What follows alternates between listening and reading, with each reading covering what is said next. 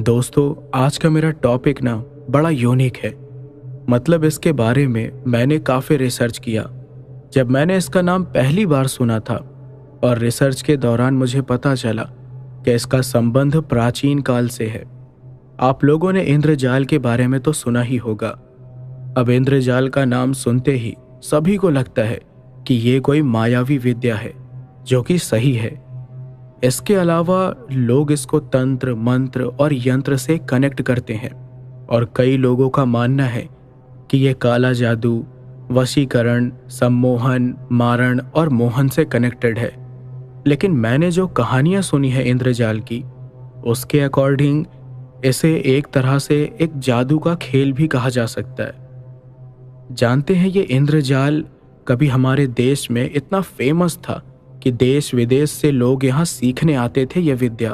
और प्राचीन काल में इसका इस्तेमाल ना लोगों को डराने के लिए या उन्हें वश में करके अपने कंट्रोल में करने के लिए होता था।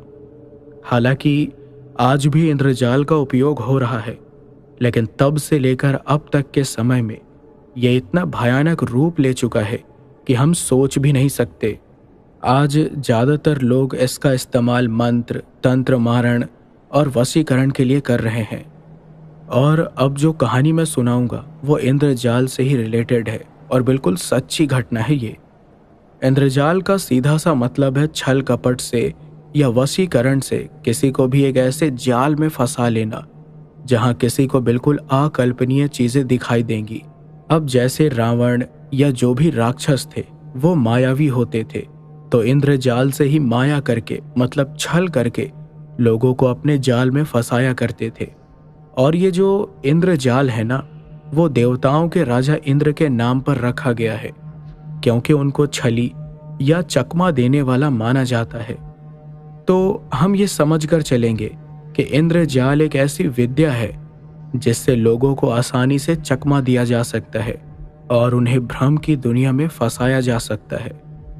तो मेरे ना एक सब्सक्राइबर हैं राघव मित्तल, जो यूपी में रहते हैं। उन्होंने मुझसे एक बार कांटेक्ट किया और बताया कि वो खुद एक बार इंद्रजाल के शिकार हुए हैं, क्योंकि उस जाल में फंसने के बाद उनकी पूरी दुनिया इधर की उधर हो गई थी। मतलब क्या हो रहा है, क्यों हो रहा है और कैसे हो रहा है, कुछ समझ नहीं आ रहा था उनको। अब उन्होंने जब मुझसे कांटेक्ट किया तो मैंने उनसे कहा कि आप मुझे अपनी पूरी कहानी शुरुआत से बताओ कि आपके साथ क्या क्या हुआ था। तो उन्होंने मुझे बताया कि मेरे साथ ऐसा ऐसा हुआ और मैं उससे कैसे बाहर आया। तब मुझे इंद्रजाल के बारे में पता चला और तभी से मैंने इसके हिस्ट्री के बारे में भी थोड़ी बहुत रिसर्च की।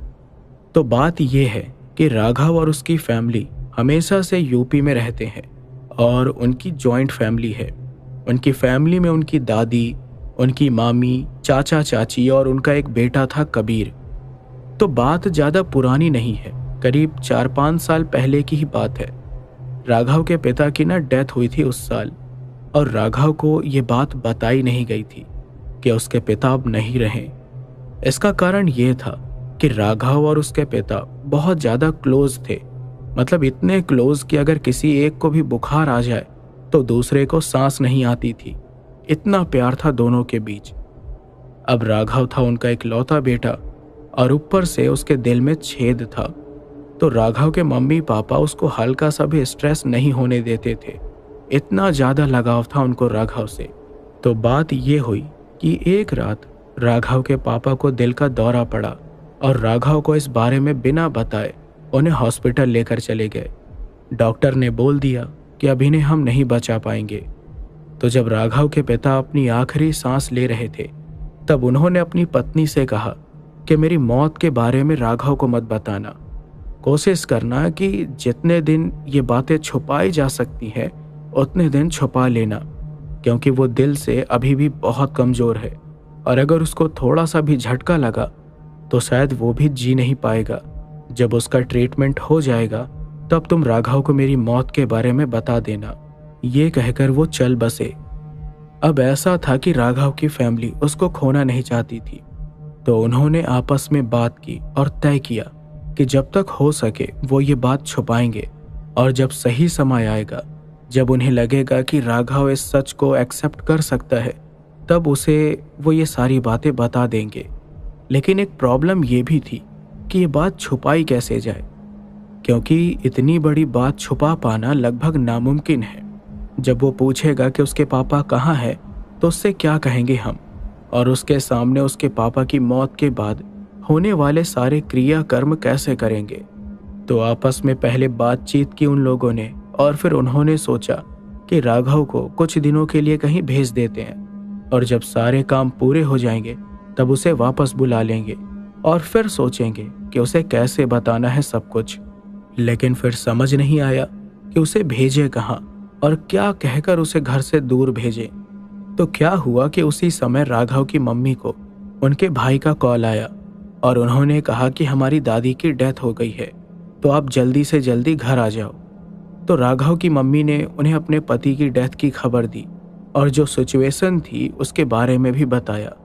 तो उनके भाई ने बोला कि अगर ऐसी बात है तो आप राघव को हमारे यहाँ भेज दो, हम उसको कुछ भी नहीं बताएंगे। अब राघव की मम्मी को भी ये भी ठीक लगा, तो उसके पापा की डेड बॉडी को घर ले जाने से पहले ही उन लोगों ने राघव को उसके मामा के यहाँ भेज दिया, ये कहकर कि उनकी दादी की डेथ हो गई है, लेकिन कुछ कारण से हम नहीं जा सकते उनके यहाँ, तो तुम कुछ दिनों के लिए वहाँ चले जाओ। अब राघव ने कहा ठीक है, मैं चला जाऊंगा।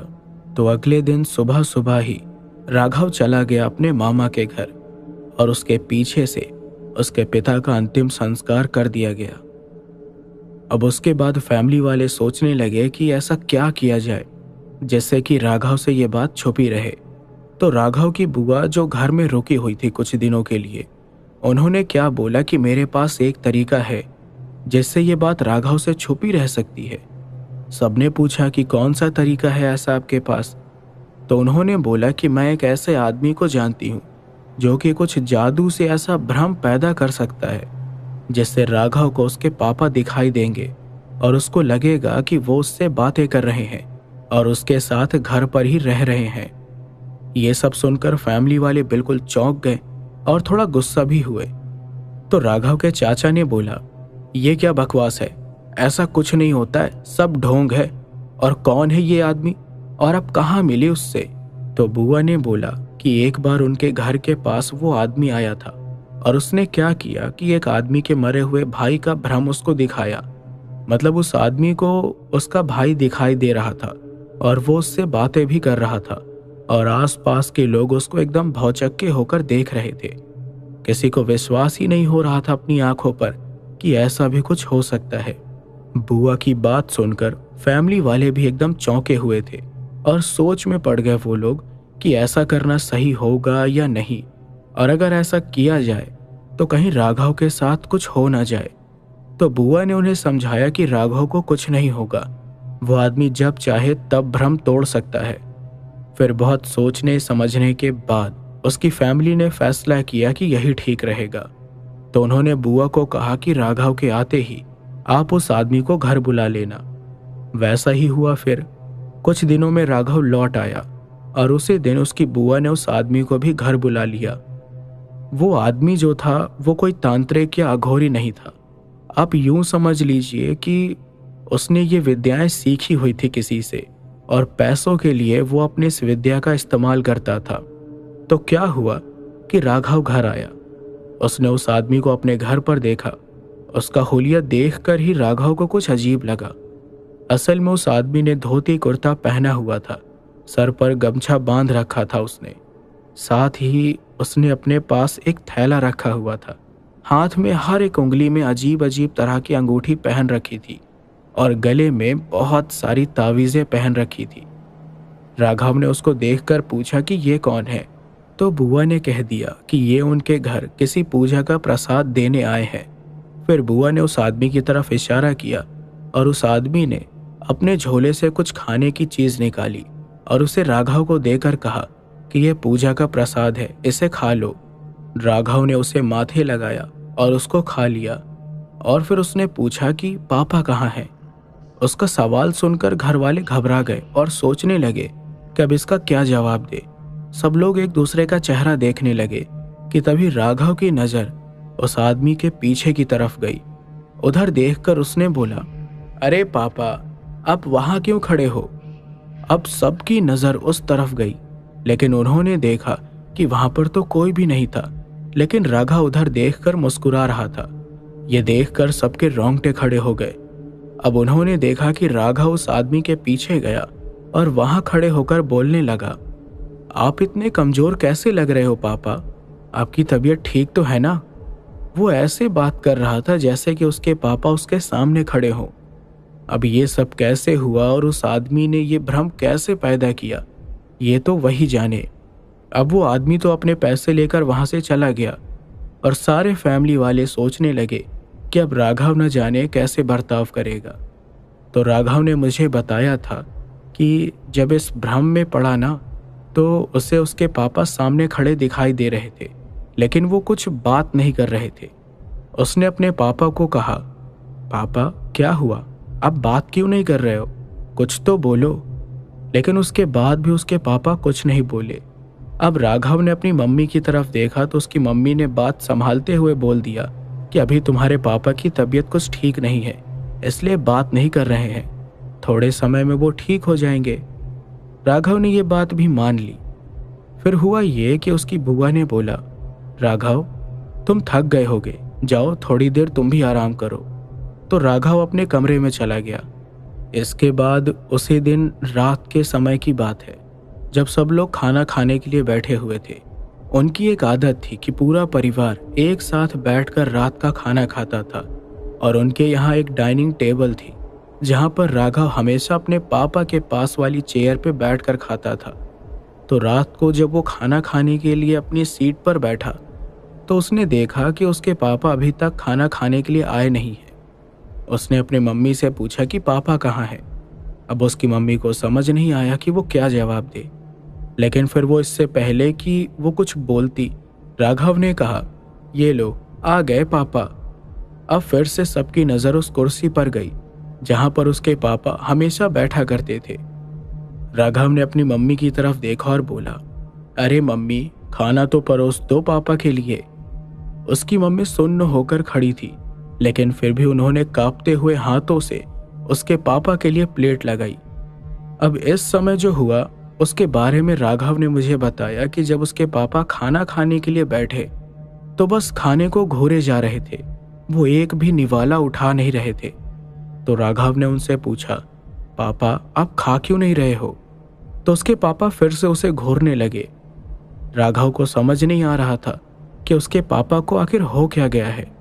उसने फिर से अपनी मम्मी से पूछा कि ये खाना क्यों नहीं खा रहे हैं। तो उसकी मम्मी थोड़ा घबराते हुए बोली, अरे बेटा मैंने बताया था ना कि आज इनकी तबीयत ठीक नहीं है, इसलिए नहीं खा रहे हैं। तुम अपने पापा से कहो कि ये तुम्हारे कमरे में चलकर आराम कर लें।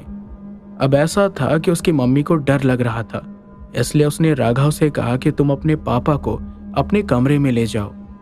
राघव को ये अजीब तो लगा, लेकिन उसने कोई सवाल नहीं किया और उसने अपने पापा को बोला कि आप चलो मेरे साथ मेरे कमरे में आराम कर लो। अब जो है वो अपने पापा को लेकर अपने कमरे में चला गया। उसने अपने पापा से कमरे में भी बात करने की कोशिश की, लेकिन उसके पापा उससे बात नहीं कर रहे थे और राघव को ऐसा महसूस होने लगा था कि कुछ तो गलत हो रहा है उनके साथ। फिर अगले दिन सुबह सुबह जब उसकी आंख खुली तो उसने देखा कि उसके पापा कमरे में है ही नहीं। वो तैयार हुआ और फिर बाहर आया तो उसने देखा कि हमेशा की तरह उसके पापा हॉल में बैठकर अपना अखबार पढ़ रहे थे।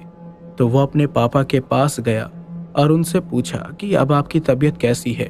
तो पहले तो उसके पापा ने उसे कुछ सेकंड के लिए घूरा, लेकिन फिर अपनी यूजुअली स्माइल के साथ वो बोले, अरे बेटा मुझे क्या होगा, मैं तो बिल्कुल ठीक हूँ। अब ये सुनकर राघव की सांस में सांस आई, तब जाकर उसको चैन मिला। फिर वो वहीं अपने पापा के पास बैठ गया और बातें करने लगा। अब इतने में ही उसके चाचा चाची हॉल में आए और उन्होंने देखा कि राघव न जाने क्यों हंस रहा था।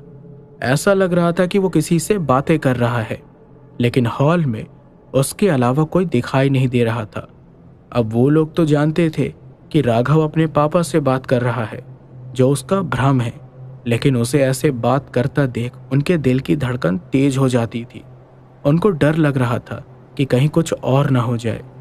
अब ऐसे ही 2-3 दिन बीते और सब लोग नोटिस कर रहे थे कि राघव अपने भ्रम में ही जी रहा है और बहुत खुश भी है। वो अपने पापा के साथ बातें करता है, उनके साथ खाता है, हंसी मजाक करता है। वो लोग ये देखकर खुश तो थे, लेकिन मन में जो डर था कि कहीं वो भ्रम में ही ना रह जाए या उसके साथ कुछ और ना हो जाए, ये डर उन सबको बड़ा सता रहा था। तो एक रात राघव के सोने के बाद उसकी मम्मी ने उसकी बुआ को कॉल किया। उसकी बुआ अपने घर चली गई थी, तो उन्होंने कॉल किया और बोला कि आप उस आदमी को लेकर आओ और उससे कहो कि ये जो भी भ्रम उसने पैदा किया है उसे तोड़ दे, क्योंकि अब उनको डर लग रहा है और वो राघव को अब सच बताने के लिए तैयार हैं कि असल में उसके पापा भी इस दुनिया में है ही नहीं। लेकिन उसकी बुआ ने ऐसा करने से मना किया, क्योंकि राघव सच में अपने पापा की मौत का सदमा बर्दाश्त नहीं कर पाता। बड़ी मुश्किल सिचुएशन में फंस गए थे वो लोग, सच भी नहीं बता पा रहे थे और झूठ के साथ भी नहीं रह पा रहे थे। तो फिर उन्होंने तय किया कि चलो कुछ दिन और देखते हैं कि क्या होता है। अगर कुछ गड़बड़ लगी तो वो लोग फौरन राघव को सच बता देंगे। तो कुछ दिन और बीत गए और पहले की तरह ही सब कुछ चल रहा था। राघव ने बताया कि उसके पापा बिल्कुल पहले जैसे नॉर्मल बर्ताव कर रहे थे और ऐसा लग ही नहीं रहा था कि उसके पापा है ही नहीं। लेकिन इन दिनों राघव ने अपने फैमिली की टेंशन को नोटिस कर लिया। उसने देखा कि जब भी वो अपने पापा से बातें करता है तब सब लोग उसे ही घूरते रहते हैं, और सबसे अजीब बात यह कि पिछले कुछ दिनों से उसने किसी को भी अपने पापा से बात करते नहीं देखा था। जब उसके पापा जिंदा थे तो वो हमेशा अपने भाई के साथ बिजनेस से रिलेटेड बातें करते थे, क्योंकि टेक्सटाइल का बिजनेस था उनका। लेकिन अब राघव ने नोटिस किया कि कोई भी उसके पापा के पास बैठता ही नहीं है और ना ही उनसे बात करता है।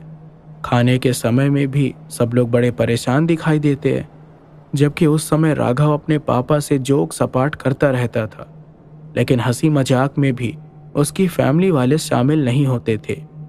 अब इसमें भाई उनकी क्या ही गलती थी, क्योंकि जब तक कोई आदमी आपको दिखाई नहीं देगा, जब तक आपको पता नहीं चलेगा कि बातें क्या हो रही हैं, तब तक आप कैसे बीच में बोल सकते हो। तो यही सब होता रहा। तो राघव ने एक बार अपने चाचा जी से इसके बारे में पूछा कि आप लोग आजकल पापा से बात करते नजर नहीं आते, ऐसा क्यों? तो उसके चाचा ये सुनकर घबरा गए। उन्हें समझ नहीं आया कि अब क्या जवाब दूं। लेकिन उस समय कोई बहाना बनाकर उन्होंने ये बात टाल दी और फिर राघव के मन से भी वो बात निकल गई। फिर क्या हुआ कि एक रात में सब कुछ अचानक से बदल गया। हुआ ये कि राघव अपने कमरे में सो रहा था तो कोई आवाज सुनकर उसकी नींद खुल गई। वो उठा और उसने देखा कि उसके पापा कमरे में नहीं थे। तो उन्हें देखने के लिए वो कमरे से बाहर गया। बाहर हॉल में भी कोई नहीं था। वो आवाज घर के बाहर से आ रही थी। तो राघव फौरन बाहर गया। अब आवाज का पीछा करते करते वो घर के पीछे की तरफ गया और उसने जो देखा वो देखकर उसकी जान हलक पर आ गई थी। उसने देखा कि उसके पापा खून से पूरी तरह से लथपथ थे। वो पालती मारकर बैठे हुए थे और उनके सामने पड़ी थी एक लाश जो न जाने किसकी थी। वो उस लाश को चाकू से गोद रहे थे लगातार। उनको देखकर ऐसा लग रहा था कि वो अपने सेंसेस में है ही नहीं, यानी कि वो अपने बस में नहीं थे। वो बस एक टक होकर लाश को देख रहे थे और उसके शरीर को चाकू से चीर फाड़ कर रहे थे। उस लाश के जो भी ऑर्गन थे वो बाहर निकले पड़े थे। आंखें फूटी हुई थी और चेहरा तो बिल्कुल पहचान में ही नहीं आ रहा था। ये देखकर राघव सुन्न पड़ गया था। वो सोच भी नहीं सकता था कि एक दिन उसको अपने पापा को इस हाल में देखना पड़ेगा। राघव ये सब बर्दाश्त नहीं कर पाया और अचानक उसके सीने में दर्द शुरू हो गया। उसकी आंखों के आगे अंधेरा छाया और वो वहीं पर बेहोश हो गया। अब उसके बाद क्या हुआ उसे कुछ नहीं पता।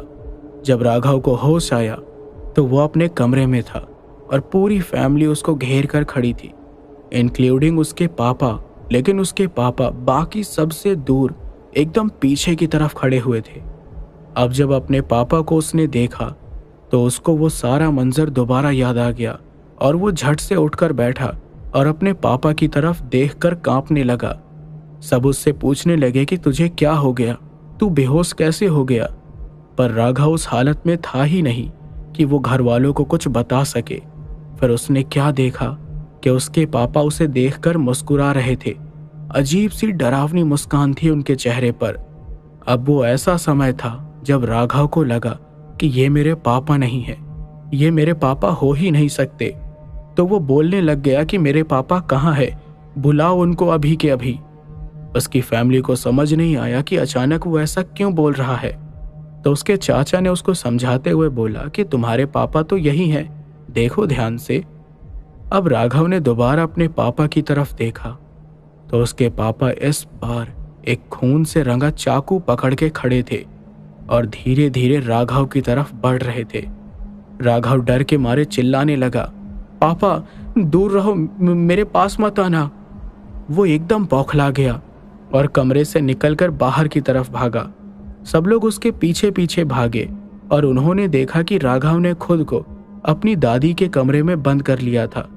उन्हें चिंता हो गई थी उसकी कि कहीं वो कुछ कर ना ले। अब उस समय राघव अपनी दादी के कमरे में कोने में बैठा थरथरा रहा था। तभी उसको कमरे की खिड़की का कांच टूटने की आवाज सुनाई दी। वो घबराते हुए खिड़की के पास गया तो उसने देखा कि खिड़की की टूटी हुई कांच में खून लगा हुआ था और खिड़की के बाहर, मतलब घर से थोड़ी दूरी पर, उसके पापा खड़े होकर मुस्कुरा रहे थे। राघव की हालत उस समय एकदम खराब हो चुकी थी। अब उस समय हुआ ये कि फैमिली वाले जो भी थे उन्होंने तय कर लिया कि अब राघव को सारी बात बता देंगे, क्योंकि अब उनको लग रहा था कि राघव के साथ कुछ गलत हो रहा है और इससे पहले कि चीजें उनके हाथ से निकल जाए, उससे पहले वो उसे सारी बातें बता देना चाहते थे। अब वो लोग ये सारी बातें कर ही रहे थे कि तभी राघव कमरे से बाहर निकला और घबराए हुए ना उसने अपनी माँ को गले लगा लिया और कहने लगा कि मुझे पापा से बहुत डर लग रहा है, वो कुछ अजीब से हो गए हैं। तो उसकी मम्मी ने बोला कि बेटा, मुझे तुझे कुछ बताना है तेरे पापा के बारे में, लेकिन तू पहले वादा कर कि तू आराम से हमारी बात सुनेगा, उदास नहीं होगा और ना ही ज्यादा टेंशन लेगा, क्योंकि तू मेरा एक लौता बेटा है, तो हम तुझे खोना नहीं चाहते। तो राघव ने बोला कि ऐसी क्या बात है। तो उसकी मम्मी ने खुद को मजबूत करते हुए बताया कि जो तुम्हें घर में दिखाई दे रहे हैं वो असल में तुम्हारे पापा है ही नहीं। तुम्हारे पापा अब इस दुनिया में नहीं रहे और उनके कहने पर हमने तुम्हें उनकी मौत की बात नहीं बताई ताकि तुम्हें कोई सदमा न लग जाए। फिर उन्होंने बताया कि उन्होंने उस आदमी की मदद से कैसे ये भ्रम पैदा किया जिससे राघव को उसके पापा नजर आने लगे। राघव ये सब जानकर चौंक गया था। उसको यकीन नहीं हो रहा था कि उसके पापा अब नहीं रहे। उसे सबसे ज्यादा बुरा इस बात का लगा कि उसके परिवार वालों ने ना उसे उनका अंतिम संस्कार करने नहीं दिया, ना ही आखिरी बार उन्हें देखने दिया, ये जानते हुए भी कि वो उनसे कितना प्यार करता था। उस समय वो बहुत रोया, लेकिन किसी तरह उसकी फैमिली ने उसे समझाया तो रोते रोते वो सो गया। अब अगले ही दिन की बात है। राघव जैसे ही सोकर उठा तो उसकी आंखें फटी की फटी रह गई। उसने देखा कि उसके पापा उसकी दादी के गले में चाकू रखकर खड़े थे और उसकी दादी सामने कुर्सी पर बैठी थी। राघव ने तुरंत अपनी फैमिली को बुलाना चाहा, लेकिन उसके पापा ने बोला, अगर तूने किसी को भी बुलाया तो इस बुढ़िया की गर्दन काट दूंगा। अगर इसे तू बचाना चाहता है तो अभी तुझे अपनी जान देनी पड़ेगी। ये सुनकर राघव के पैरों तले जमीन ही खिसक गई। उसके पापा ने उसके सामने चाकू फेंका और बोला कि अभी के अभी तुम इससे अपनी हाथ की कलाई काटो, वरना मैं तुम्हारी दादी को मार दूंगा। राघव जानता तो था कि वो उसके पापा नहीं है, लेकिन उसे यह समझ नहीं आ रहा था कि जो हो रहा है वो सच में है या उसका भ्रम है। उसके पापा ने फिर उसको डराने के लिए उसकी दादी के गले को थोड़ा सा कट कर दिया और उसकी दादी दर्द में चिल्लाने लगी और बोलने लगी कि राघव मुझे बचाओ, राघव मुझे बचा लो। ये देखकर राघव बहुत डर गया था। बार बार उसकी दादी बोल रही थी कि मुझे बचा लो और उसके पापा बोल रहे थे कि दादी को बचाने के लिए अपने हाथों के नस काट लो। तो पता नहीं राघव को क्या हुआ, पर उसने मुझे बताया कि उस सिचुएशन में उसे ऐसा लग रहा था कि वो खुद के कंट्रोल में नहीं है और उसका मन कर रहा था कि जो उसके पापा बोल रहे हैं वो बस वो कर जाए। उसके पापा उसको अपनी जान लेने के लिए बोल रहे थे, तो उसका दिल भी कर रहा था कि वो अपनी जान ले ले। तो उसने फौरन चाकू उठा लिया और अपने हाथ की नस काट ली। अब खून बहने के कारण उसको ब्लैक स्पॉट नजर आने लगे, लेकिन साथ में उसको ऐसी आवाज आई जैसे किसी ने कमरे का दरवाजा खोला हो और उसकी हालत देखकर चिल्लाने लगा हो। फिर वो बेहोश हो गया। अब उसको होश आया 24 घंटे के बाद। तब वो हॉस्पिटल में था और उसके साथ बोर्ड रूम में सिर्फ उसकी मम्मी थी। उसकी मम्मी की हालत काफ़ी ख़राब हो गई थी रो रो कर। अब पति को तो खो चुकी थी वो, तो अपने इकलौते बेटे को खोना नहीं चाहती थी। अब जब राघव होश में आया तो उसकी मम्मी ने पूछा कि बेटा ये सब करने की क्या ज़रूरत थी। तो राघव ने उन्हें बताया कि उसके साथ क्या क्या हुआ। लेकिन मम्मी ने तो बोला कि तुम्हारी दादी तो सुबह से मेरे साथ ही थी और वो बिल्कुल ठीक भी है। उन्हें तो तुम्हारे पापा नजर नहीं आए और ना ही उन्होंने बताया कि तुम्हारे पापा ने उन्हें जान से मारने की धमकी दी। तो अब राघव को समझ आया कि असल में उसकी दादी भी एक भ्रम ही थी। असल में वो सब एक माया जाल था। तो फिर जब सारी बातें क्लियर हुई तो राघव ने बोला कि मम्मी प्लीज़ कुछ भी करके मुझे इस भ्रम से बाहर निकालो, वरना मैं पागल हो जाऊंगा। तो उसकी मम्मी ने बोला कि बेटा तुम्हें कुछ भी नहीं होगा, मैं तुम्हारी बुआ से बात करूंगी, वो उस आदमी से कहकर सब कुछ ठीक कर देंगी। फिर बिना देर किए ही उन्होंने राघव की बुआ को कॉल किया और सारी बात बताई। तो उसकी बुआ ने बोला कि ठीक है, मैं उस आदमी को बोलूंगी कि वो अपना ये माया जाल तोड़ दे। अब उसी दिन शाम की बात है, बुआ का वापस कॉल आया राघव की मम्मी को और उन्होंने पूछा कि राघव के चाचा चाची कहाँ हैं। तो उसकी मम्मी ने बोला कि वो तो घर पर ही है, वो राघव को देखने के लिए हॉस्पिटल तक नहीं आए। तो बुआ ने उन्हें ऐसी बात बताई जिसे सुनकर उनके पैरों तले जमीन ही खिसक गई। तो उन्होंने बताया कि उस आदमी ने राघव को इंद्रजाल में फंसाया था ताकि उसको उसके पापा का भ्रम नजर आए और वो उनसे बातें कर सके। फिर जब ऐसा होने लगा, मतलब जब राघव को सच में उसके पापा नजर आने लगे, तो फिर राघव के चाचा चाची कहीं से एड्रेस पता करके उस आदमी से मिलने के लिए पहुंच गए और उन्होंने उस आदमी को कहा कि अगर वो राघव को अपने माया जाल में फंसाकर मार दे तो वो उसे 1,00,000 रुपए देंगे। इसलिए वो आदमी राघव को अपनी जान देने के लिए उकसा रहा था। उनका प्लान था कि राघव को इतना डरा दिया जाए कि वो सोचने समझने की ताकत ही खो दे और अपनी जान ले ले। अब बुआ ने उस आदमी को ज्यादा पैसे देने की लालच में किसी तरह उसके मुंह से सच उगलवा ही लिया। राघव की मम्मी और दादी बिल्कुल हैरान थे ये सब जानकर। उनको समझ नहीं आ रहा था कि आखिर राघव के अपने सगे चाचा चाची ऐसा कैसे कर सकते हैं। तो बुआ ने बताया कि ये सब उन्होंने इसलिए किया ताकि राघव की मौत के बाद सारा बिजनेस उसके चाचा के नाम पर हो जाए। उनका बिजनेस राघव के पापा ने शुरू किया था, तो जाहिर सी बात है कि उनके बाद सारा बिजनेस राघव को संभालना था। लेकिन उसके चाचा चाची ये नहीं चाहते थे। उनको लगता था कि इस बिजनेस को आगे बढ़ाने में उन्होंने भी बहुत मेहनत की है, तो राघव के पापा के बाद सारा बिजनेस उनका होना चाहिए। हालांकि उनकी बात ठीक थी, लेकिन तरीका बहुत ही घटिया था। तो ऐसे ही सारी बातें सामने आई।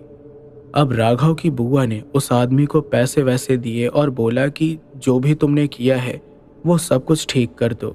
उस आदमी ने कैसे भी करके अपना इंद्रजाल तोड़ दिया और फिर इसके बाद उसी शाम को राघव को डिस्चार्ज कर दिया गया था। तो उसकी मम्मी और दादी उसे लेकर घर पहुंचे और उन्होंने क्या देखा कि उनके घर आने से पहले ही उसके चाचा चाची कबीर को लेकर घर छोड़कर जा चुके थे। अब उन्हें पता चल गया होगा कि अब सारी सच्चाई तो सामने आ जाएगी और वो लोग मुसीबत में पड़ सकते हैं।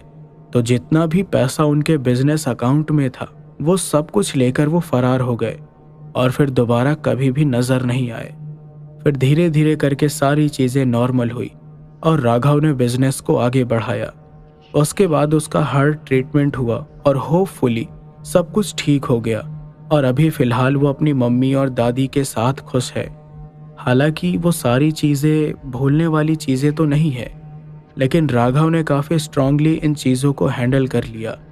उसने बताया कि वो मेरी हर हॉरर स्टोरी सुनते हैं, उसे मेरी स्टोरीज काफ़ी पसंद आती हैं, और उसने ये भी कहा कि वो हमेशा से अपनी ये स्टोरी किसी ऐसे के साथ शेयर करना चाहता था ताकि लोगों को पता चले इन सभी चीज़ों के बारे में। और राघव को लगा कि मैं उनके स्टोरी लोगों के सामने ला सकता हूँ, तो उन्होंने मुझसे ये सारी चीज़ें शेयर की।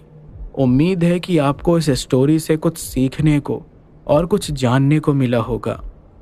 तो ये कहानी आपको कैसी लगी कमेंट करके ज़रूर बताइएगा, और प्लीज़ चैनल को सब्सक्राइब ज़रूर कर लीजिएगा। तो आइए सुनते हैं अगली और भी ज़्यादा खौफनाक कहानी। छत्तीसगढ़ के कुछ गांव में अचानक से हलचल सी मच गई थी जब वहां कुछ लोगों के गायब होने की बात फैलने लगी थी। गायब होने वाले इंसानों का कोई भी नामो निशान नहीं मिलता था। इनमें बच्चे, आदमी, बूढ़े, औरतें सब थी। ऐसा भी नहीं था कि सिर्फ एक ग्रुप के लोग ही गायब हो रहे थे। ऊपर से सबसे अजीब बात तो ये थी कि जिसके घर से लोग गायब हो रहे थे उस परिवार को इससे कोई भी फर्क नहीं पड़ रहा था। इसका क्या रहस्य था? जब आप इसके बारे में जानोगे तो आपकी भी रूह कांप जाएगी। इसकी शुरुआत हुई छोटे से गांव टेका पथरा से। उस गांव में सिर्फ 10-15 ही घर थे। गांव के बाहर थी एक बंजर जमीन जहां मरे हुए लोगों को जलाया जाता था। एक तरह से वो शमशान में तब्दील हो चुकी थी। आसपास के गांव के लोग भी इसी शमशान में अंतिम संस्कार करने आते थे। ये बात है उस दिन की जब गांव के एक बुजुर्ग आदमी की मौत हुई थी। शाम के 5 बजे के करीब गांव के कुछ लोग उस बुजुर्ग आदमी का अंतिम संस्कार करने गए थे, जिसके चिता रात के समय भी जल रही थी। रात के 8 बजे के करीब उस शमशान में कोई भी नहीं था, पर वो चिता अभी भी जल रही थी। तभी रात के अंधेरे में उस शमशान में किसी के कदम पड़े, जिसका नाम था मृत ब्रह्मा। ये एक तांत्रिक था जिसका शरीर हष्ट पुष्ट था। चौड़ा सीना, मजबूत हाथ पैर और शरीर पर दिखने वाली नसें ये बता रही थी कि शारीरिक रूप से भी वो किसी को चुटकियों में पछाड़ देने की ताकत रखता था। लेकिन सबसे ज्यादा खतरनाक और भयानक था उसका चेहरा, जिसमें हमेशा एक भयानक मुस्कान बनी रहती थी। मृत ब्रह्मा शमशानों में घूमकर अधजली लाश को निकाल कर खाया करता था। ये उसकी तंत्र साधना का ही एक महत्वपूर्ण पड़ाव था, जहां अपनी शक्तियों को बढ़ाने के लिए उसे ये सब करना पड़ता था। लेकिन धीरे धीरे उसकी भूख इतनी बढ़ गई थी कि वो अधजली लाशों के अलावा जिंदा इंसानों को भी अपना शिकार बनाने लगा था। उस रात भी उस बुजुर्ग आदमी की अधजली लाश को खाकर मृत ब्रह्मा ने अपनी भूख मिटाई और फिर वो शमशान से जाने लगा। लेकिन तभी उसकी नज़र शमशान में ही खड़े एक आदमी पर गई, जिसने मृत ब्रह्मा को वो अधजली लाश खाते हुए देख लिया था। वो आदमी डर के मारे कांप रहा था। उसकी आंखें फटी की फटी रह गई थी और वो घिनौना मंजर देखने के बाद वो वहां से भाग भी नहीं पा रहा था। और उसी आदमी के साथ था एक कपालिक, जो खुद भी ये सब देखकर बिल्कुल थरथरा गया था। मृत ब्रह्मा उस आदमी के पास आया और बोला, जो मुझे देख लेता है वो अगली सुबह अपनी आंखें नहीं खोलता। अब ये सुनकर उस आदमी ने फौरन वहां से भागने की कोशिश की, लेकिन मृत ब्रह्मा ने उसकी गर्दन पकड़ ली। कपालिक ये सब चुपचाप खड़ा हुआ देख रहा था। उस आदमी ने खुद को छुड़ाने की काफी कोशिश की, लेकिन उस तांत्रिक ने कुछ ऐसे मंत्र बोले जिससे अचानक उसकी आंखें ऊपर की तरफ चढ़ गई और उसका शरीर बिल्कुल भारी सा हो गया। वो एकदम से जमीन पर गिर पड़ा। फिर उस तांत्रिक ने कपालिक की तरफ देखा तो डर के मारे कपालिक उसके पैरों पर गिर गया और बोला कि मुझे मत मारो, तुम जैसा कहोगे मैं वैसा करूंगा। तो मृत ब्रह्मा के चेहरे में एक डरावनी मुस्कान आ गई और उसने उस कपालिक को अपने अंडर रख लिया, जिसका नाम था दंसनाथ। दंसनाथ पहला आदमी था जिसने उस तांत्रिक को देखा था। इससे पहले वो किस मकसद से इस तंत्र विद्या के मार्ग में आया और किस मकसद से नरभक्षी बनने जैसा घिनौना काम कर रहा था, ये कोई नहीं जानता था। रात के अंधेरे में ही वो अपनी भूख मिटाने के लिए शव या जिंदा आदमी की तलाश में निकलता था, इसलिए किसी ने भी उसका वो भयानक रूप नहीं देखा था और हर कोई उसके भयानक इरादे से अनजान था। अब उस आदमी को लेकर वो दंसनाथ और वो तांत्रिक कहाँ गए, ये राज ही रह गया। अब वहां हुआ ये कि अगले दिन जब बुजुर्ग आदमी के परिवार वाले उसकी अस्थियां लेने के लिए आए तो उन्होंने जो देखा वो देखकर उनके पैरों तले जमीन ही खिसक गई। उन्होंने देखा कि उसके शरीर के कुछ ही टुकड़े रह गए थे शमशान में। मृत ब्रह्मा ने उसके सर को वहीं छोड़ दिया था, लेकिन बाकी के शरीर के कुछ कुछ टुकड़े इधर उधर बिखरे हुए दिखाई पड़ रहे थे। इन सब के कारण टेका पथरा में हलचल सी मच गई थी।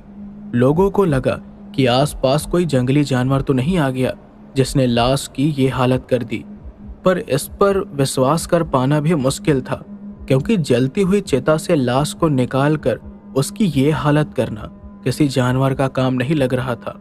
अब इस बात को 2 से 3 दिन बीते, लेकिन फिर पास के गांव से ही खबर आई कि किसी ने जमीन में दफन छोटे बच्चों की लाशों को बाहर निकालकर उसकी भी वही हालत की है जो उस बुजुर्ग आदमी के साथ की गई। उन बच्चों का भी सर छोड़कर बाकी का पूरा शरीर गायब था। उनके शरीर के कुछ टुकड़े उसी जगह पर पड़े मिले। जब ऐसी घटनाएं शुरू हुई तो सबसे पहले तो गांव वालों को यही लगा कि यह काम जरूर जंगली कुत्तों या फिर किसी और जंगली जानवर का है, इसलिए उनसे बचाव के लिए आसपास के गांव वालों ने कुछ अरेंजमेंट्स कर लिए। जैसे कि उन लोगों ने ऐसी जगहों पर चारों ओर तारे लगा दी जहां लाशों को दफन किया गया था। इसी के साथ अंतिम संस्कार के समय में क्रियाकर्म करने वाले आदमियों को भी रात भर जलते चिता पर ध्यान रखने के लिए बोला गया, ताकि कोई जलते चिता से लाशों को निकाल न ले। अब उसके बाद हुआ ये कि फिर कुछ दिनों तक लाशों के गायब होने की कोई खबर नहीं सुनाई दी, तो लोगों को लगा कि शायद ये मुसीबत टल गई है। लेकिन वो ये नहीं जानते थे कि इससे भी बड़ी मुसीबत आने वाली है उनकी जिंदगी में। तो दोस्तों, आज की ये डरावनी कहानी आपको झंझोर कर रख देगी। तो चलिए जानते हैं कि आखिर वहां हुआ क्या। साल 1988 की बात है ये, जब टेका पथरा गांव के मुखिया की मौत हुई थी। ये वही बुजुर्ग आदमी था जिनके बारे में मैंने आपको बताया था। उन्हीं की लाश को मृत ब्रह्मा ने अधजली हालत में खा डाला। उनके बाद उनके भाई बृजमोहन को गांव का नया मुखिया चुन लिया गया। तो बृजमोहन के भाई को मरे 15 से 20 दिन गुजर चुके थे, और इन 15 से 20 दिनों के अंदर आसपास के गांव में लाशों को जमीन से निकालने और चीर फाड़ करके रखने वाली बात एक बार फैलकर थम चुकी थी। लेकिन एक दहशत फिर से शुरू हो गई, लेकिन एक अलग रूप में। अब लाशें नहीं बल्कि गांव से जिंदा इंसान ही गायब होने लगे। एक रात की बात है जब बृजमोहन कुछ आदमियों के साथ अपने घर के आगे वाले चबूतरे पर बैठे हुए कुछ बातें कर रहा था। तभी उसे सामने से काले कपड़े पहने, हाथ में झोला लिए और एक हाथ में कपाल यानी खोपड़ी पकड़े हुए अजीब से आदमी को आते हुए देखा और अपने आदमी से उसे रोकने को कहा। तो बृजमोहन का एक आदमी उसके पास गया और उसे लेकर बृजमोहन के पास आया। बृजमोहन ने उससे पूछा कि वो कौन है और यहाँ क्या कर रहा है। तो उसने बताया कि वो कपालिक है और उसका नाम दंसनाथ है। दंसनाथ किसी खास मकसद से उस गांव में आया था, जो अब आपको मालूम होगा। बृजमोहन के पूछने पर दंसनाथ ने बताया कि वो पास वाले गांव बिरला में रहता है। बृजमोहन ने उसे टेका पथरा में आने का कारण पूछा तो दंसनाथ ने उसे ऐसी बात बताई जिसे सुनकर उसके कान खड़े हो गए। दंसनाथ ने बताया कि वो इस गांव में अपने गुरु के साथ आया है, जो इंसान की बड़ी से बड़ी तकलीफ को दूर कर सकते हैं। तबीयत की परेशानी हो या पैसों की, उनके पास हर एक चीज का इलाज है। भूत प्रेत पिशाच निशाचर हर किसी चीज से छुटकारा भी दिला सकते हैं वो। दंसनाथ ने कहा कि वो गांव गांव जाकर लोगों को उनके आने की खबर दे रहा है ताकि सबका भला हो सके। तभी बृजमोहन ने कहा, तो क्या वो मेरे बेटे को भी ठीक कर सकते हैं? असल में बृजमोहन का बेटा सोनू 24 साल का जवान लड़का था, जिसने न जाने किस कारण से अपने चलने फिरने की ताकत खो दी थी। बृजमोहन ने कई बार उसे डॉक्टर को दिखाया, लेकिन डॉक्टर भी समझ नहीं पाए कि अचानक से अच्छे खासे चल फिर सकने वाले लड़के ने चलने फिरने की ताकत कैसे खो दी। फिर बृजमोहन ने कई बार उसे अघोरी और तांत्रिक को भी दिखाया, लेकिन वो भी छोटे मोटे साधक थे जो उसकी हालत को पहचान न सके। लेकिन फिर बृजमोहन मिला एक बड़े तांत्रिक से, जिसने उसे बताया कि सोनू के साथ एक आत्मा लग गई है और उसके शरीर में उस आत्मा का वास हो चुका है, जो उसे चलने फिरने नहीं दे रही। उन्हें पता चला कि असल में किसी ने जानबूझकर आत्मा को उसके ऊपर छोड़ा है, और ये सब करने वाला और कोई नहीं बल्कि सोनू की अपनी सगी मामी थी। सोनू के नाना ने अपनी जमीन का एक हिस्सा सोनू के नाम कर दिया था, और जलन के चलते ही सोनू की सगी मामी ने उसकी ये हालत कर दी। लेकिन जब बृजमोहन को ये बात पता चला तो उसने सोनू की मामी की हत्या करवा दी और उसकी लाश को जंगल में ही कहीं दफन कर दिया। इसके बारे में किसी को भी नहीं पता चला। फिर बृजमोहन ने उसी तांत्रिक से सोनू को ठीक करने के लिए कहा, तो तांत्रिक ने उसे कई उपाय बताए भी, जैसे कि आधी रात को शमशान में जाकर मांस मदिरा रख कर आना, जानवर की बलि देना, पीपल के पेड़ में अमावस की रात को लाल धागा बांधना और भी बहुत कुछ। लेकिन एक भी उपाय काम नहीं आया। वो आत्मा सोनू के शरीर को छोड़ने के लिए तैयार ही नहीं था, और अब सोनू की हालत ऐसी हो गई थी कि अगर वो आत्मा उसे खुद छोड़ना चाहे तो ठीक, वरना अगर उसे जबरदस्ती बाहर निकालने की कोशिश की गई तो इस क्रिया में सोनू को इतनी तकलीफ होगी कि उसकी जान भी चली जाएगी। इसलिए बेटे को खोने के डर से बृजमोहन ने तांत्रिक को कोई भी क्रिया करने से मना कर दिया। उसने कहा कि चाहे उसका बेटा चल फिर ना सके, लेकिन कम से कम उसके सामने तो रहेगा। इसलिए सोनू पिछले 3 साल से बिस्तर पर ही पड़ा था। उस आत्मा ने उसे बहुत ज्यादा कमजोर कर दिया था। उसकी आंखों के नीचे काले गड्ढे हो गए थे, शरीर पीला पड़ चुका था, और सबसे बड़ी बात तो ये कि हर रात उसे खाने में किसी जानवर का ताजा मांस और खून चाहिए होता था, वरना वो सोनू को हद से ज्यादा तड़पाती थी। बृजमोहन बहुत ज्यादा परेशान था और उम्मीद हारता जा रहा था कि उसका बेटा कभी ठीक होगा भी या नहीं। लेकिन जब दंसनाथ ने अपने इस गुरु का जिक्र किया तो एक बार फिर से उसकी उम्मीद जागी थी कि सोनू ठीक हो सकता है।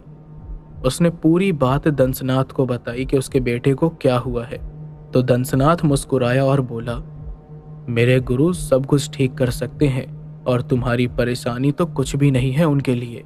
बहुत बड़े तांत्रिक हैं वो। जिस तांत्रिक के बारे में तुमने बताया वो तो मेरे गुरु के सामने कुछ भी नहीं होगा। जो काम मेरे गुरु कर सकते हैं वो कोई और तांत्रिक नहीं कर सकता। ऐसी शक्तियां हैं उनके पास, और उनका नाम है मृत्यु ब्रह्मा। लेकिन हाँ, वो तुम्हारी परेशानी एक ही शर्त पर दूर करेंगे। तो बृजमोहन ने पूछा, कौन सी शर्त? तो दंसनाथ ने बताया कि मृत्यु ब्रह्मा हमेशा काम करने के बाद एक भेंट मांगता है, और अगर उसे भेंट देने से मना किया जाए तो उसका प्रकोप कोई झेल नहीं सकता। उसने बृजमोहन से कहा कि अगर वो मृत्यु ब्रह्मा को मनचाहा भेंट देने के लिए तैयार है तो ही उसका बेटा ठीक हो सकता है। बृजमोहन ने बिना सोचे समझे उसकी बात मानने के लिए हाँ कह दिया और मृत्यु ब्रह्मा से मिलने की जिद की। लेकिन दंसनाथ ने क्या बोला कि मृत्यु ब्रह्मा से वो मिल नहीं सकता। अब ये सुनकर बृजमोहन कुछ हैरान हुआ। तो दंसनाथ ने कहा कि मृत्यु ब्रह्मा किसी के सामने नहीं आता, वो सिर्फ उन लोगों के सामने आएगा जिन्हें खुद कोई तकलीफ है। अब बृजमोहन ने पूछा कि फिर सोनू अपने आप उनके पास कैसे जाएगा। तब दंसनाथ ने कहा कि तुम बस अपने बेटे को गांव के बाहर वाले शमशान में ठीक 12 बजे अकेले छोड़कर चले जाना, और अगली सुबह उसे लेने के लिए शमशान में ही आ जाना। रात को मृत्यु ब्रह्मा शमशान में आएगा और तुम्हारे बेटे को ठीक करके चला जाएगा, और फिर मृत्यु ब्रह्मा की ओर से भेंट लेने के लिए मैं तुम्हारे पास आऊंगा। बृजमोहन ने कहा, ठीक है, मैं आ जाऊंगा। उसके बाद दंसनाथ वहां से डरावनी मुस्कान लिए चला गया। बृजमोहन भी बहुत खुश था ये सोचकर कि अब उसका बेटा सोनू बिल्कुल ठीक हो जाएगा। अब हुआ ये कि ठीक उसकी अगली रात को बृजमोहन सोनू को लेकर शमशान में पहुंचा। उसने देखा कि वहां पर कोई भी नहीं था। उस समय 11 ही बजे थे। ठंड का समय था। ऊपर से शमशान का सन्नाटा देखकर बृजमोहन के रोंगटे खड़े हो गए थे। अब ये सब एक तरफ, और अचानक शमशान जाने के बाद सोनू में जो बदलाव दिखे वो एक तरफ। हुआ क्या कि अचानक शमशान जाने के बाद सोनू की आंखें पूरी तरह से काली हो गई और वो अजीब तरीके से हंसने लगा। ये देखकर बृजमोहन को समझ नहीं आया कि वो कर क्या रहा है। तभी सोनू और जोर जोर से हंसने लगा और डर के मारे बृजमोहन उससे दूर हट गया। उसने बोला कि क्या हुआ सोनू, तू ठीक तो है? पर सोनू जवाब देने के बजाय औरत की बहुत ही ज्यादा भयानक आवाज में हंस रहा था। बृजमोहन को ऐसा लगा कि शायद शमशान आने के बाद उसके अंदर की आत्मा कुछ ज्यादा ही ताकतवर हो गई है, इसलिए उसका ऐसा प्रभाव दिख रहा है। वो इधर उधर देखने लगा कि तभी पीछे से किसी ने उसके कंधे पर हाथ रखा। बृजमोहन अचानक डर गया और पीछे मुड़ा तो उसने देखा कि पीछे दंसनाथ खड़ा था। दंसनाथ ने उससे गुस्से में कहा, मैंने बोला था ना कि सोनू को छोड़कर चुपचाप चले जाना, तो तुम यहीं पर क्यों खड़े हो? जाओ यहां से। बृजमोहन उससे कुछ पूछना चाहता था, लेकिन उसका गुस्सा देखकर वो फौरन सोनू को छोड़कर वहां से निकल गया। उसके जाने के बाद बृजमोहन ने सोनू को देखा। सोनू उसी भयानक आवाज में खिलखिलाकर हंसने लगा। दंसनाथ फिर वहां से एक पेड़ के पीछे गया और साथ में लेकर आया मृत ब्रह्मा को। मृत ब्रह्मा असल में वही पेड़ के पीछे छुपा हुआ बृजमोहन को देख रहा था।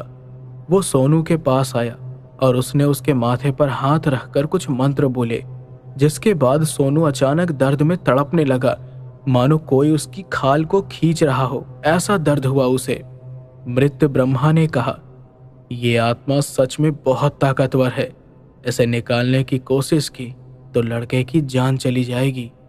दंसनाथ ने पूछा कि फिर उन्हें क्या करना चाहिए, तो वो तांत्रिक मुस्कुराया और बोला कि वो अब आत्मा को अपने वश में करेगा। इसके बाद मृत ब्रह्मा ने फौरन आग जलाई और दंसनाथ से किसी भी जानवर का खून लाने को कहा। दंसनाथ फौरन किसी आवारा कुत्ते को मारकर उसका खून बोतल में भरकर ले आया। सोनू को आग के सामने बिठाकर और उसके सर पर उस कुत्ते का खून लगाकर मृत ब्रह्मा फिर कोई क्रिया करने लगा। वो सोनू के चारों तरफ घूम घूम के कुत्ते के खून की एक एक बूंद उसके सर पर टपका रहा था और कोई मंत्र पढ़ रहा था। इसके बाद उसने सोनू को वही बोतल पकड़ा दी और उस खून को पीने के लिए कहा। सोनू ने बिना देर किए कुत्ते का खून पी लिया। फिर अचानक सोनू की आंखें जो पहले काली थी वो एकदम लाल होने लगी और सोनू एकदम सीरियस होकर बैठा रहा। मृत ब्रह्मा उसके सामने आकर बैठा और उसने पूछा, कौन है तू? तो सोनू ने सर झुकाकर कहा, मैं आपकी गुलाम हूं। दंसनाथ जो दूर खड़े हुए ये सब कुछ देख रहा था, वो समझ गया कि सोनू के अंदर जिस औरत की आत्मा है वो अब मृत ब्रह्मा की गुलाम बन चुकी है। अब वो रात तो बीत गई और अगली सुबह 5 बजे के आसपास बृजमोहन सोनू को लेने के लिए वापस शमशान में आया तो उसने देखा कि शमशान में सिर्फ दंसनाथ और सोनू थे। सोनू जमीन पर पड़ा हुआ था बेहोश होकर। बृजमोहन ने फौरन दंसनाथ से पूछा कि क्या सोनू ठीक है? तो दंसनाथ ने कहा, हाँ, मृत ब्रह्मा ने उस आत्मा को अपना गुलाम बनाकर इसके शरीर से निकाल दिया है। अब 2 से 3 दिन के अंदर ही सोनू वापस पहले की तरह चलने फिरने लगेगा। ये सुनकर बृजमोहन की खुशी का कोई ठिकाना ही नहीं था। वो सोनू को लेकर वहां से जाने ही वाला था कि तभी दंसनाथ ने उसे रोका और कहा, मृत ब्रह्मा का भेंट कौन देगा? बृजमोहन ने कहा, अरे हाँ, माफ करना, भूल गया था। तो बताइए कि क्या चाहिए आपके गुरु को? फिर कुछ हुआ यूं कि दंसनाथ ने उसके कान में कुछ कहा और जो उसने कहा वो सुनकर बृजमोहन के हाथ पैर कांपने लगे। उसने कहा, नहीं, मैं ये सब नहीं कर सकता। ऐसी मांग कैसे कर सकते हैं वो? ये सुनकर दंसनाथ को गुस्सा आ गया और उसने चेतावनी दी, अगर मृत ब्रह्मा की मांग पूरी नहीं हुई तो वो सोनू की जान भी ले सकते हैं। ऊपर से दंसनाथ ने इस पूरी क्रिया के बारे में किसी को भी बताने से मना कर दिया था। दंसनाथ ने उसे रात तक की मोहलत दी मृत ब्रह्मा की मांग पूरी करने के लिए। बृजमोहन के पास अब कोई रास्ता नहीं था, इसलिए वो चुपचाप सोनू को लेकर वहां से चला गया। अब जल्द ही रात हो गई और इधर शमशान में दंसनाथ बृजमोहन के आने का इंतजार कर रहा था। तभी उसने बृजमोहन और उसके कुछ आदमियों को 5 बोरे खींचकर लाते हुए देखा। दंसनाथ ने बोला, अच्छा हुआ जो तुमने मृत ब्रह्मा की बात मान ली, वरना बहुत पछताना पड़ता तुमको। बृजमोहन फिर फौरन उन बोरों को छोड़कर वहां से निकल गया। उसने सोचा कि अब मृत ब्रह्मा से अब उसका कोई लेना देना नहीं रहेगा, लेकिन ये भी उसकी गलत फहमी थी। उसके जाने के बाद दंसनाथ ने उन बोरों को खोला तो उसमें से 5 आदमी थे जो बेहोश थे और ऐसा लग रहा था कि उन्हें बहुत मार पीट कर बोरे में भरा गया हो। तभी आसपास की झाड़ियों में से कुछ आदमी निकले। उन्होंने भी काले कपड़े पहने हुए थे, बिल्कुल दंसनाथ की तरह। दंसनाथ ने उन्हें बोरे को वापस बांधकर उठाने को कहा और फिर वो लोग उन्हें लेकर गांव के बाहर जंगल की तरफ जाने लगे। वो सभी लोग जंगल में घुस गए और जंगल के रास्ते होते हुए एक झोपड़ी के पास पहुंचे। उस झोपड़ी के अंदर से कुछ मंत्रों की आवाज आ रही थी। दंसनाथ सभी को लेकर उस झोपड़ी में गया, जहां उसने देखा कि मृत ब्रह्मा साधना में लगा हुआ था। मृत ब्रह्मा ने दंसनाथ को इशारा किया और दंसनाथ ने बोरे में से सभी आदमियों को निकालकर मृत ब्रह्मा के सामने लटा दिया। फिर मृत ब्रह्मा ने दंसनाथ की ओर देखा, मानो वो कुछ सवाल पूछ रहा हो। दंसनाथ समझ गया और बोला, सभी जिंदा हैं और आप अब इनकी बलि दे सकते हैं। मृत ब्रह्मा ने फौरन हवन शुरू किया। वो जोर जोर से मंत्र बोलकर साधना कर रहा था और आग की लपटें बहुत ऊपर तक उठ रही थी। उसने दंसनाथ की तरफ फिर से इशारा किया तो दंसनाथ सभी आदमियों के कपड़े उतारने लगा। उन सभी को बिल्कुल नग्न करके उसने उनके पूरे शरीर में न जाने किस चीज का लेप मल दिया, जिसके बाद मृत ब्रह्मा अपनी तलवार लेकर खड़ा हुआ। पहले वो एक आदमी के पास आया और उसने उसके 3 चक्कर काटे। उसके बाद अपनी देवी का नाम लेकर उसने उस आदमी का गला धड़ से अलग कर दिया। इसी तरह उसने 5 आदमियों की बलि चढ़ा दी, जिसके बाद उसकी साधना पूरी हुई। दंसनाथ ने फिर पूछा कि क्या अब उनके शरीर को जलाना है, मगर मृत ब्रह्मा ने कहा कि जैसे भगवान को भोग लगाने के बाद उसे प्रसाद के रूप में खाया जाता है, वैसे ही वो उन 5 इंसानों के शरीर को प्रसाद के रूप में खुद खाएगा। भाई साहब, ये सुनकर ही दंसनाथ की रूह कांप गई, लेकिन उसने मृत ब्रह्मा के सामने कुछ नहीं कहा। वही उसी झोपड़ी में फिर मृत ब्रह्मा ने उन 5 आदमियों के शरीर को खा लिया। इस बात को 3 दिन बीत गए। बृजमोहन खुश था क्योंकि सोनू सच में चलने फिरने लगा था, लेकिन एक बात उसे अजीब लग रही थी कि वो बात नहीं करता था। तो बृजमोहन ने समझा कि कमजोरी के कारण सोनू का बात करने का मन नहीं करता होगा, इसलिए उसने सोनू पर बात करने के लिए दबाव नहीं डाला। वहीं दूसरी तरफ बृजमोहन इस बात को लेकर बहुत परेशान था कि कहीं आसपास के गांव वालों को उसकी करतूत का पता न चल जाए। असल में जिन 5 लोगों को उसने भेंट के रूप में सौंपा था, वो आसपास के गांव के लोग थे जिन्हें उसने अगवा करवाया था। इन 3 दिनों में उन 5 लोगों के परिवार वाले उन्हें ढूंढ रहे थे, लेकिन किसी को भनक तक नहीं थी कि उनके गायब होने के पीछे बृजमोहन का हाथ है। मृत ब्रह्मा को ऐसे ही 1001 बलि चढ़ानी थी, जिसमें से उसने अब तक सिर्फ 51 बलि ही चढ़ाई थी। उसे और सैकड़ों लोगों को अपने जाल में फंसाकर अपना शिकार बनाना था। वो जानता था कि इतने लोगों को अगवा नहीं करवा सकता, इसलिए उसने बलि चढ़ाने और अपनी इंसानी मांस की भूख मिटाने के लिए एक नई योजना बना डाली थी, जिसके अनुसार वो लोगों की परेशानियों को दूर करने वाला था और उसके बदले बलि के लिए एक शरीर मांगने वाला था। फिर हुआ यूं कि सोनू के ठीक होने के बाद उस गांव के लोग बृजमोहन के पास आने लगे और पूछने लगे कि आखिर सोनू ठीक कैसे हो गया। तो बृजमोहन ने उन्हें बताया कि वो एक कपालिक को जानता है जिसके गुरु कोई भी परेशानी ठीक कर सकते हैं। हालांकि उसने दंसनाथ के कहे मुताबिक लोगों को पूरी प्रक्रिया नहीं बताई और ना ही ये बताया कि उन्हें मृत्यु ब्रह्मा को भेंट के रूप में एक बलि देनी होगी। अब ऐसे ही बात फैलती गई और मृत्यु ब्रह्मा आसपास के सभी गांव में पूरा फेमस हो गया। अब वही पास के गांव मधुनी में एक परिवार रहता था जिसमें रूहान नाम का 15-16 साल का एक लड़का था। वो लड़का दिमागी रूप से कुछ ठीक नहीं था। रूहान के माँ बाप दोनों ही टीचर थे, लेकिन वो भी अंधविश्वासी थे। और साथ ही उनकी एक बेटी थी जिसका नाम प्रेमा था, जिसकी उम्र 22 साल की थी। रूहान के माँ बाप बेटे और बेटी में बहुत फर्क किया करते थे। यूं समझ लीजिए कि प्रेमा की जीने मरने से भी उनको कोई फर्क नहीं पड़ता था। आस पड़ोस के लोग ये सब जानते थे और उन्हें प्रेमा के लिए बहुत बुरा भी लगता था, लेकिन कोई क्या ही कर सकता था। रूहान के माता पिता को जब सोनू के ठीक होने का पता चला तो वो फौरन बृजमोहन से मिलने के लिए गए और उन्होंने मृत्यु ब्रह्मा का पता मांगा। बृजमोहन ने शमशान जाने को कहा क्योंकि असली ठिकाना तो उसे भी नहीं मालूम था। रूहान के माँ बाप शमशान गए, लेकिन वहां कोई भी नहीं मिला।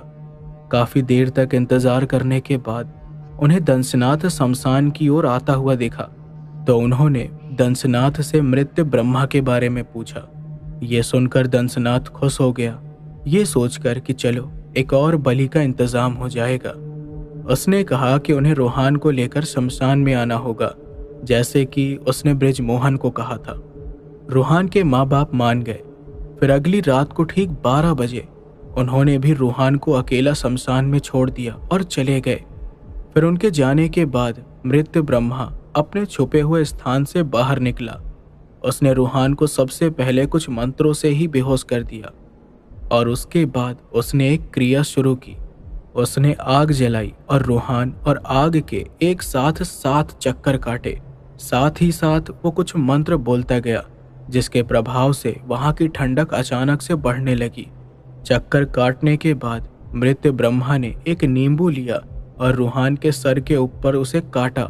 उस नींबू से काले रंग का कुछ अजीब सा पानी निकलने लगा, जिसे उसने रूहान के मुंह में डाल दिया और फिर बचे हुए आधे नींबू को उसने आग में भस्म कर दिया। अगली सुबह रूहान के माँ बाप रूहान को लेने के लिए आए। तब रूहान शमशान में ही बेहोश पड़ा था। दंसनाथ ने उन्हें भी मृत्यु ब्रह्मा के भेंट के बारे में बताया, जिसे जानकर रूहान के माँ बाप भी चौंक गए। ये सुनकर उन्हें समझ ही नहीं आया कि आखिर रूहान के बदले वो किसकी बलि चढ़ाएं। तभी उन्हें प्रेमा का ध्यान आया। वो प्रेमा से वैसे भी जल्द से जल्द छुटकारा पाना चाहते थे, इसलिए उन्होंने तय किया कि वो प्रेमा को ही बलि के रूप में सौंप देंगे। अब हुआ ये कि वो लोग रात को प्रेमा को बिना बताए शमशान ले आए, लेकिन बिना बेहोश किए। प्रेमा ने उनसे पूछा भी कि वो लोग शमशान क्यों आए हैं, तो उन्होंने उसे कुछ नहीं बताया। फिर दंसनाथ आया और उसने प्रेमा को देखा तो एक अजीब तरीके से मुस्कुराने लगा। प्रेमा को ये देखकर डर लगा। उसने अपने पिता से वापस चलने को कहा, लेकिन उसके पिता ने उसे गुस्से से घूरा, इसलिए वो चुप पड़ गई। फिर उसने दंसनाथ से कहा कि वो बलि के रूप में प्रेमा को सौंपना चाहता है। अब जब प्रेमा ने ये बात सुनी तो उसके रोंगटे खड़े हो गए। वो हैरान थी ये देखकर कि उसके माता पिता उसे इतना नापसंद करते हैं। प्रेमा ने उसी वक्त वहां से भागने की कोशिश की, लेकिन दंसनाथ ने उसे पकड़ लिया और प्रेमा के माँ बाप वहां से चले गए। प्रेमा के चीखने चिल्लाने का कोई असर नहीं हुआ उन पर। दंसनाथ उसे जबरदस्ती मृत्यु ब्रह्मा की झोपड़ी में लेकर गया, जहां मृत्यु ब्रह्मा वापस बलि की तैयारी कर रहा था। लेकिन जब उसने देखा कि इस बार एक नौजवान लड़की उसकी बलि बनने वाली है, तो बलि देने से पहले उसने उसके साथ अपनी हवस मिटाई और फिर उसकी बलि चढ़ाई। लेकिन फिर बलि चढ़ाने के बाद वो उसके शरीर को भी खा गया। लेकिन फिर उनके पड़ोसियों ने ये नोटिस किया कि प्रेमा दिखाई नहीं दे रही थी और उसके माँ बाप उसे ढूंढने की कोशिश भी नहीं कर रहे थे। फिर जब आसपास के लोगों ने उसके माँ बाप से पूछताछ की तो प्रेमा के माँ बाप ने ये कह दिया कि प्रेमा अपने प्रेमी के साथ भाग गई है। वहीं रूहान की बात करें तो उसका दिमागी संतुलन तो बिल्कुल ठीक हो चुका था, लेकिन सोनू की तरह वो भी बात नहीं करता था।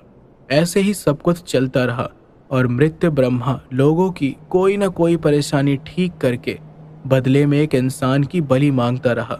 अब बलि देने के लिए लोग अपने परिवार के ही किसी इंसान को चुनते थे, इसलिए दूसरे लोगों के लिए तो गांव से लोग गायब होते जा रहे थे, लेकिन उन्हें अटपटा सा लगने लगा था कि आखिर उनके परिवार वाले उन्हें ढूंढने की कोशिश क्यों नहीं कर रहे।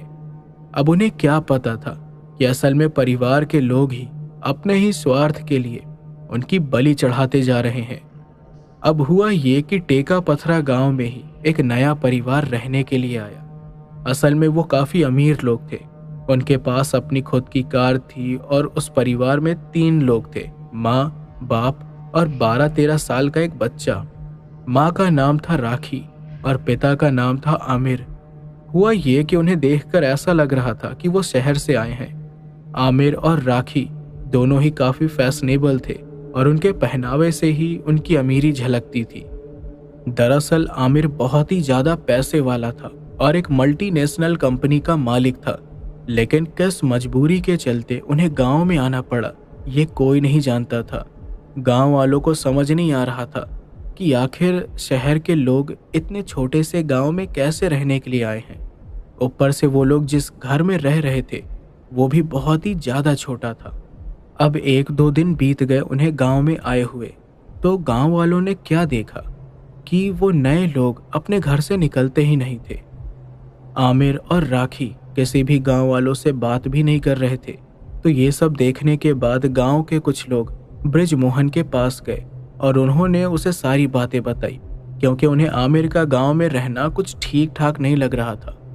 बृजमोहन मुखिया था, तो गांव की सुरक्षा की जिम्मेदारी भी उसी की थी, इसलिए इस बारे में पता करने के लिए वो खुद आमिर के घर गया।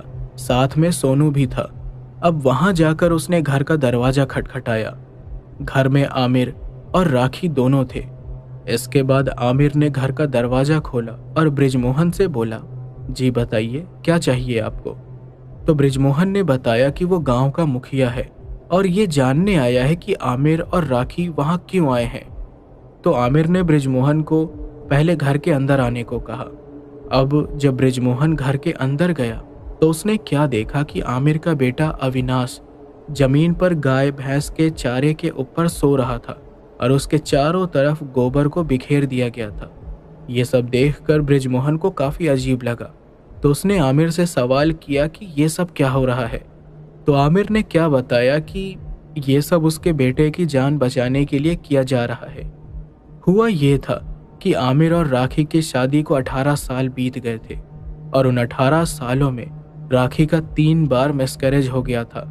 तो आमिर की माँ, जो बाबा फकीर वगैरह पर काफी यकीन करती थी, उन्होंने एक बाबा को घर बुलवाया और राखी को देखने के लिए कहा।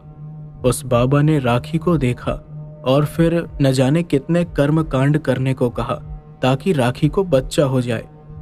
तकरीबन 2 साल के बाद आखिरकार कई मन्नतों के बाद अविनाश का जन्म हुआ। फिर अगले 5 साल तक तो सब कुछ ठीक था, लेकिन फिर अचानक से अविनाश बार बार बीमार होने लगा।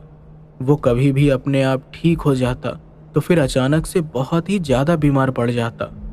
जब ये सब होने लगा तो अविनाश की दादी ने फिर से बाबा को बुलाया और बाबा ने उसे देखकर बताया कि अविनाश को बार बार किसी की बहुत बुरी नजर लग रही है, इसलिए वो बीमार पड़ रहा है। तो फिर बाबा ने कुछ पूजा पाठ किया, जिसके बाद कुछ दिनों के लिए अविनाश ठीक रहा, लेकिन फिर उसकी तबीयत वापस बिगड़ने लगी। ऐसे ही कई साल पूजा पाठ, झाड़ फूक करने वाले और डॉक्टरों के चक्कर काटने में ही बीत गए। लेकिन फिर ऐसा समय आया कि अविनाश की तबीयत ठीक होने का नाम ही नहीं ले रही थी। कभी कभी उसको सांस लेने में भी बहुत ज्यादा परेशानी हो जाती थी। कई डॉक्टर से बात की गई, झाड़ फूक करवाया गया, लेकिन उसके बाद भी वो ठीक नहीं हो रहा था। ऊपर से कुछ डॉक्टर्स ने तो ये भी कह दिया था कि अब अविनाश का बच पाना मुश्किल है। अब बेटे के लिए भटकते हुए आमिर और राखी एक जाने माने पंडित के पास जा पहुंचे। तो उन पंडित ने ये कहा कि अगर अविनाश को कुछ दिन शांत और शुद्ध वातावरण में रखा जाए तो वो ठीक हो सकता है। अब गांव से ज्यादा शुद्ध वातावरण कहीं नहीं होता, इसलिए अपने बेटे को बचाने के लिए आमिर और राखी कुछ दिनों के लिए गांव आ गए। पंडित जी ने फिर जैसा बताया वैसे ही उन्होंने अविनाश का ख्याल रखना शुरू कर दिया।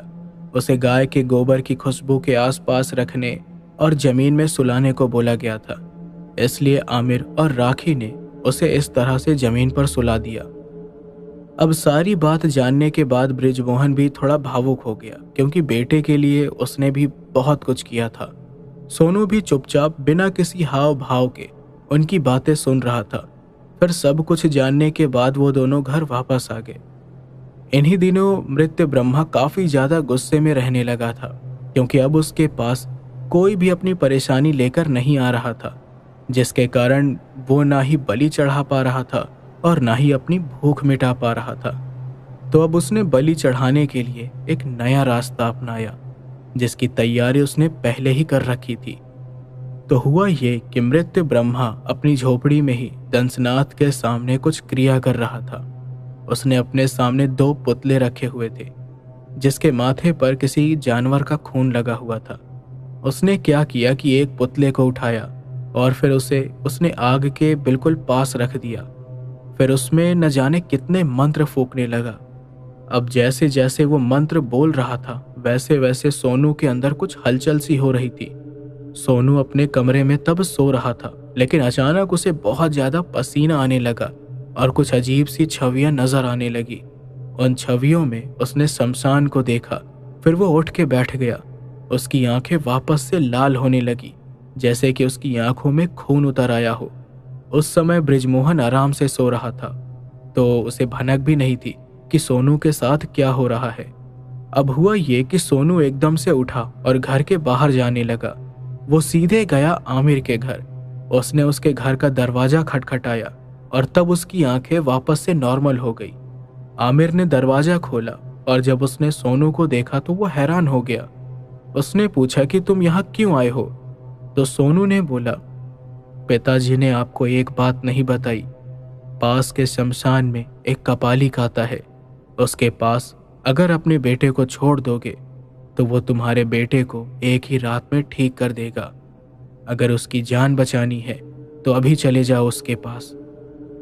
ये बोलकर सोनू फौरन वहां से चला गया और उसकी आंखें लौटते समय वापस लाल हो गई। आमिर को समझ नहीं आया कि उसे ये करना चाहिए या नहीं, लेकिन उसने सोचा कि अगर इतना कुछ करके देख ही लिया है तो वापस से एक और कोशिश कर लेनी चाहिए। वहीं दूसरी तरफ मृत्यु ब्रह्मा अचानक से जोर जोर से हंसने लगा। दंसनाथ ने पूछा कि क्या हुआ, तो मृत्यु ब्रह्मा ने बोला कि उसका शिकार आ रहा है। दंसनाथ नहीं जानता था कि मृत्यु ब्रह्मा ने क्या किया है।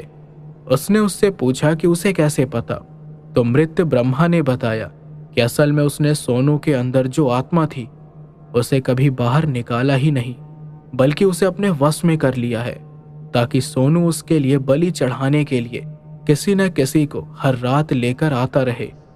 ऐसे ही उसने रूहान की दिमागी हालत तो ठीक कर दी है, लेकिन उसके अंदर भी किसी आत्मा को भेज दिया है ताकि रूहान से भी वो गलत काम करवा सके।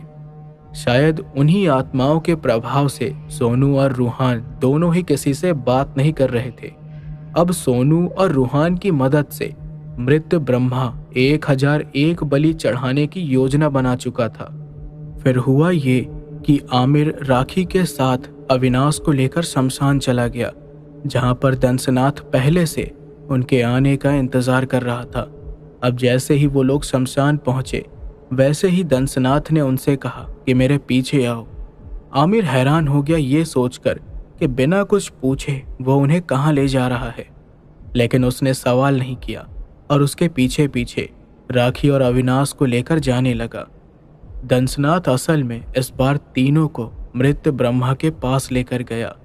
फिर आमिर और राखी जब मृत्यु ब्रह्मा के झोपड़े में गए और उन्होंने जब मृत्यु ब्रह्मा का हट्टा कट्टा और डरावना रूप देखा तो उनके हाथ पैर ठंडे पड़ गए।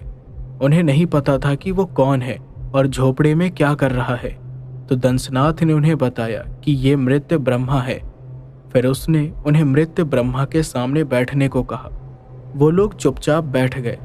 मृत्यु ब्रह्मा उनके आने से पहले ही अपनी क्रिया में लग चुका था, यानी वो पहले से उनकी बलि की तैयारी करने लगा था। हवन कुंड की आग के सामने बैठकर वो हवन कर रहा था। बीच बीच में मंत्र जाप करते हुए वो आमिर और उसके परिवार को भी घूर रहा था, और ये सब आमिर अच्छे से नोटिस कर रहा था। उसने ये भी देखा कि मृत्य ब्रह्मा ने अपने चारों ओर एक गोल घेरा बनाया हुआ था। वो वहां की हर छोटी से छोटी चीज को देख रहा था। फिर क्या हुआ कि मृत्य ब्रह्मा ने एक कपूर को जलाया, और जलते हुए कपूर को उसने अपनी जीभ में रख लिया। फिर अपनी आंखें ऊपर चढ़ाकर वो न जाने क्या करने लगा। ऐसा लग रहा था जैसे वो मन में कोई मंत्र बोल रहा हो। अब मंत्र बोलने के बाद उसने उस कपूर को सामने हवन कुंड में डाल दिया, जिसके बाद आग की बड़ी तेज लपटें उठी, जिससे झोपड़े में ऊपर की तरफ आग लग गई और आमिर और राखी डर गए। लेकिन मृत्य ब्रह्मा ने क्रिया नहीं छोड़ी। उसके बाद हुआ ये कि मृत्य ब्रह्मा क्रिया में लगा रहा और आमिर झोपड़ी का जायजा लेने लगा। तभी उसकी नजर झोपड़ी के कोने में पड़े हुए कुछ हड्डियों और मांस के टुकड़ों पर गई, जिसको देखकर ही आमिर को कंपकपी सी छा गई। आमिर ये सब देखकर डर गया। फिर अचानक दंसनाथ ने अविनाश, राखी और आमिर के माथे पर किसी जानवर का खून लगा दिया। आमिर शॉक्ड हो गया और उसने पूछा कि ये सब क्या हो रहा है। तो दंसनाथ ने उसे विश्वास दिलाने के लिए कहा कि ये सब अविनाश को ठीक करने के लिए जरूरी क्रिया चल रही है। अब जैसे ही आमिर ने ये सुना, उसके मन में ये सवाल आया कि अगर मैंने इन्हें अविनाश के बारे में कुछ बताया ही नहीं तो इन्हें कैसे पता चला कि अविनाश की तबीयत ठीक है या नहीं। ये ख्याल आते ही आमिर समझ गया कि यहाँ कुछ तो गड़बड़ है। फिर उसने वापस उन मांस के टुकड़ों और हड्डियों को देखा। फिर उसकी नजर उस तलवार पर गई जो पहले से न जाने किसके खून से रंगी थी। ये वही तलवार थी जिससे मृत्य ब्रह्मा बलि चढ़ाता था। तो ये सब देखकर आमिर को एक तरह से ये समझ आ ही गया था कि मृत्य ब्रह्मा के इरादे क्या हैं, क्योंकि उसने ऐसे कई केसेस सुने हुए थे जहां तांत्रिक अपने स्वार्थ के लिए मासूमों की बलि चढ़ाते हैं।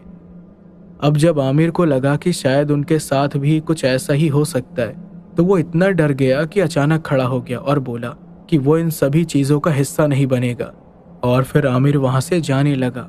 लेकिन मृत्य ब्रह्मा ने कहा, इसे रोको, जाने मत देना। क्रिया पूरी होते तक मैं अपनी जगह से नहीं उठ सकता और जाप भी नहीं छोड़ सकता। वो वापस से जल्दी जल्दी मंत्र जाप करने लगा और उसके एक इशारे पर दंसनाथ ने आमिर का रास्ता रोक दिया। उसने कहा, तुम यहाँ से नहीं जा सकते। यहाँ तुम्हारे बेटे को बचाने के लिए सब कुछ किया जा रहा है। पर आमिर को उन पर विश्वास नहीं हुआ, इसलिए उसने वापस जाने की कोशिश की। मृत्य ब्रह्मा को भी अब गुस्सा आने लगा था, लेकिन वो क्रिया बीच में छोड़ नहीं सकता था।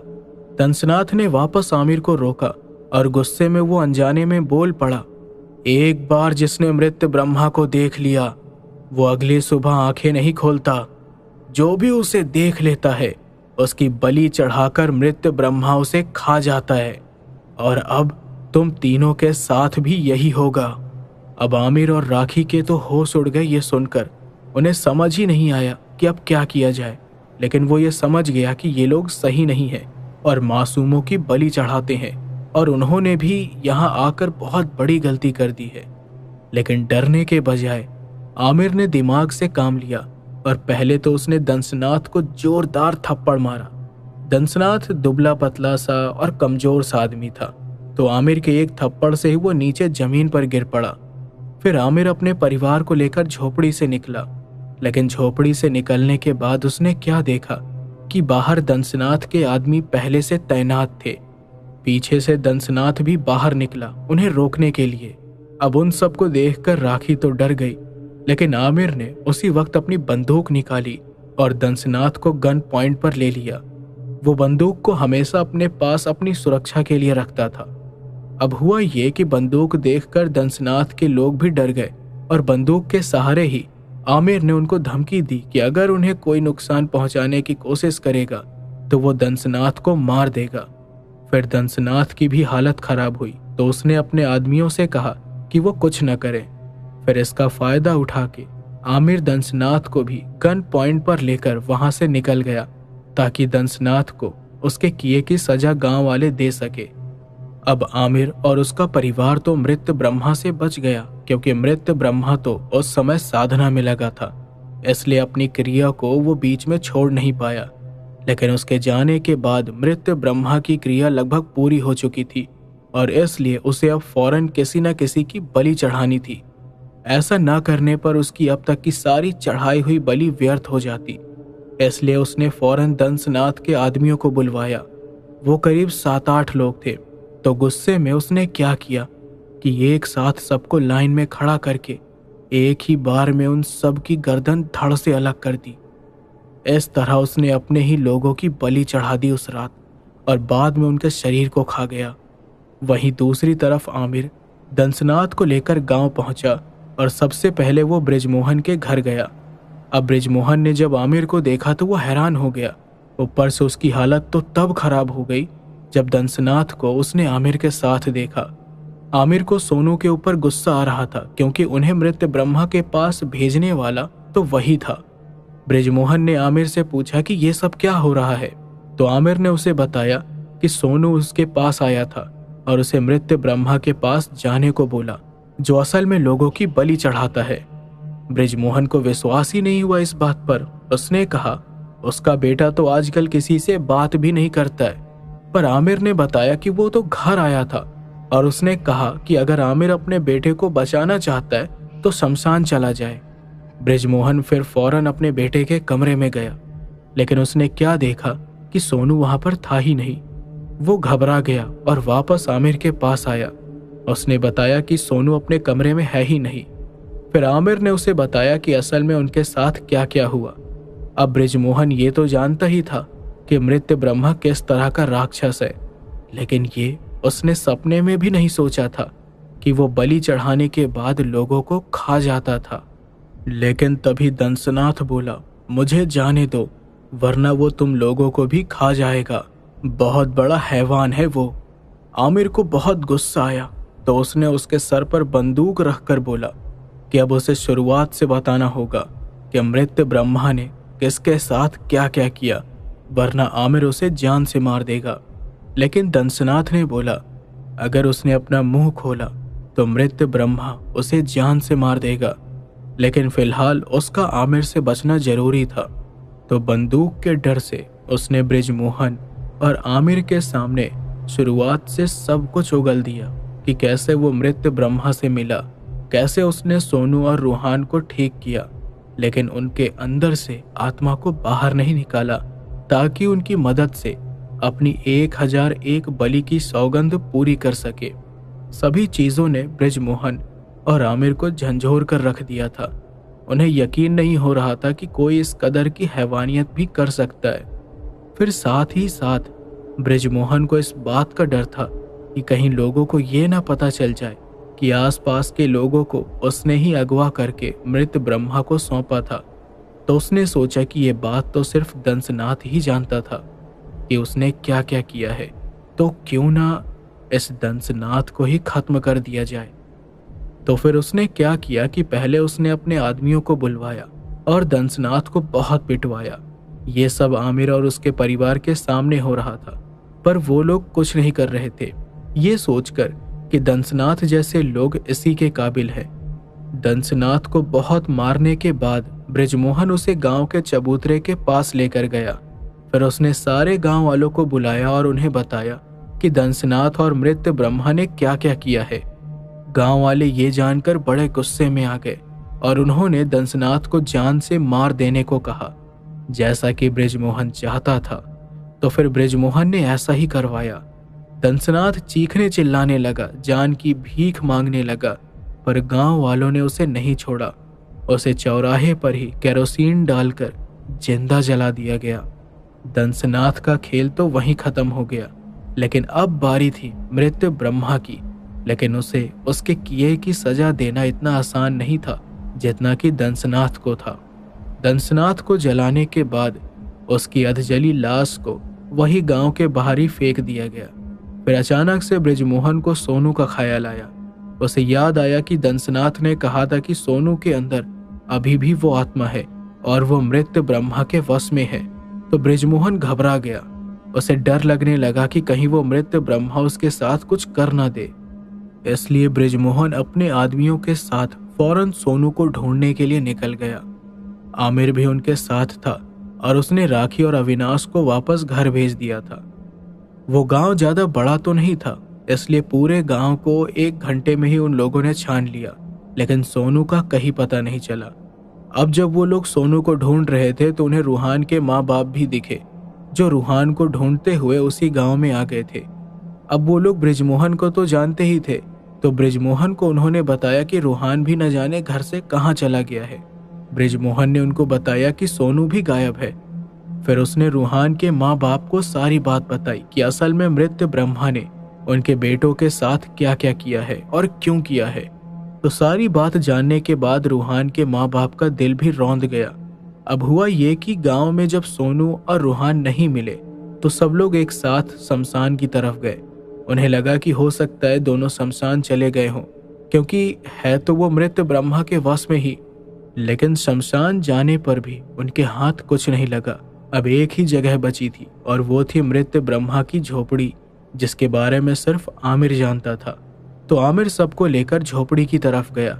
सब लोग जल्दी जल्दी में झोपड़ी की तरफ बढ़े और आखिर में जब वो लोग झोपड़ी के आगे पहुंचे तो सामने का नजारा देख उनकी रूह कांप गई। सामने एक पेड़ पर मृत ब्रह्मा ने उन सभी लोगों के कटे हुए सर लटका दिए थे, जिनकी बलि उसने उस रात दी थी। अब सब लोग फौरन झोपड़ी के अंदर गए, पर झोपड़ी के अंदर भी कुछ नहीं था, सिवाय दीवारों पर खून के धब्बों के। हवन कुंड की आग भी शांत हो गई थी। ये सब देखने के बाद वो लोग झोपड़ी के बाहर गए और सोचने लगे कि अब सोनू और रूहान को कहाँ ढूंढा जाए। किसी को कुछ समझ नहीं आ रहा था कि क्या करना चाहिए। पल पल बृजमोहन के दिल की धड़कन भी तेज होती जा रही थी, ये सोचकर कि मृत ब्रह्मा उसके बेटे के साथ क्या करेगा। अब तो दंसनाथ को भी उन्होंने मार दिया था, वरना हो सकता था कि उसे मृत ब्रह्मा के और ठिकानों के बारे में पता होगा। फिर उन्होंने सोचा कि वो लोग पूरे जंगल को एक बार छान मारेंगे। वो जंगल ज्यादा घना नहीं था, तो सब लोग दो दो की टीम में बट गए और जंगल में मृत ब्रह्मा को ढूंढने लगे। बृजमोहन और आमिर एक साथ थे, उधर रूहान के माँ बाप एक साथ थे और बृजमोहन के आदमी अलग अलग होकर छानबीन में लगे हुए थे। मृत ब्रह्मा की तलाश में सभी लोग काफी दूर दूर निकल गए थे, लेकिन किसी को जंगल में कुछ भी नहीं मिला। उन्होंने सोनू और रूहान को आवाज भी लगाई, लेकिन कोई फायदा ही नहीं हुआ। थक हार कर सब लोग वापस उसी जगह मिले जहां से अलग हुए थे। किसी को कोई भी सुराग ही नहीं मिल पाया था। तो आखिर में वो लोग निराश होकर वापस गांव लौट रहे थे। लेकिन जब लौटने वाले रास्ते में वो लोग शमशान के पास पहुंचे तो उनके पैरों तले जमीन ही खिसक गई, क्योंकि तब शमशान में मृत ब्रह्मा आग जलाकर वापस अपनी क्रिया में लग चुका था और उसके साथ बैठे थे रूहान और सोनू, जो पूरी तरह से मृत ब्रह्मा के वश में थे। मृत ब्रह्मा के हाथ में रूहान और सोनू का वही पुतला था जिसकी मदद से उसने दोनों को अपने वश में कर रखा था। गांव वालों ने देखा कि रूहान और सोनू दोनों के चेहरे पूरी तरह से सफेद पड़ गए थे। उनके होंठ और आंखें पूरी तरह से काली पड़ी हुई थी, मानो वो कोई भूत प्रेत हो। बृजमोहन और रूहान के माता पिता ने उन्हें पुकारा भी, लेकिन उन्होंने पहले तो कोई जवाब ही नहीं दिया। लेकिन फिर जैसे ही मृत ब्रह्मा रूहान और सोनू की ओर देखकर मुस्कुराया, वैसे ही वो दोनों खड़े हो गए। फिर वो दोनों गांव वालों की तरफ बढ़ने लगे। मृत ब्रह्मा ने कहा, आज ही अपनी 1001 बलि पूरी करूंगा मैं। ये दोनों गांव के लोगों को यहाँ लेकर आएंगे और मैं सबकी बलि चढ़ाकर अपनी सौगंध पूरी करूंगा और अपनी भूख भी मिटाऊंगा। गांव वाले ये सुनकर कांपने लगे थे। उस समय शमशान में आमिर, रूहान के माँ बाप, बृजमोहन और उनके अलावा 7-8 आदमी और थे। लेकिन जब उन्होंने रूहान और सोनू को अपनी ओर आते हुए देखा तो बृजमोहन के सारे आदमी अपनी जान बचाने के लिए वहां से भाग गए। पर मृत ब्रह्मा ने रूहान को कहा, रूहान जा उनके पीछे और लेकर आ उन्हें यहाँ। मृत ब्रह्मा की बात मानकर रूहान फौरन गांव की तरफ भागने लगा। उसके माँ बाप ने उसे रोकने की कोशिश की, लेकिन वो नहीं रुका। तभी सोनू ने अचानक से रूहान की माँ का गर्दन पकड़ लिया और उसका गला दबाने लगा। ब्रिजमोहन और आमिर ने फौरन उसे छुड़ाने की कोशिश की, लेकिन सोनू ने उन्हें बड़ी जोर से धक्का मारा और रूहान की माँ की आंखें फोड़ दी। रूहान की माँ जोर जोर से चीखने चिल्लाने लगी। उसकी ऐसी हालत देखकर बाकी तीनों का डर के मारे खून बिल्कुल जाम हो गया। तभी सोनू ने रूहान की माँ को मृत ब्रह्मा की तरफ फेंका ताकि वो उसकी बलि चढ़ाए, लेकिन मृत ब्रह्मा ने गुस्से में कहा कि अब वो इसकी बलि नहीं चढ़ा सकता।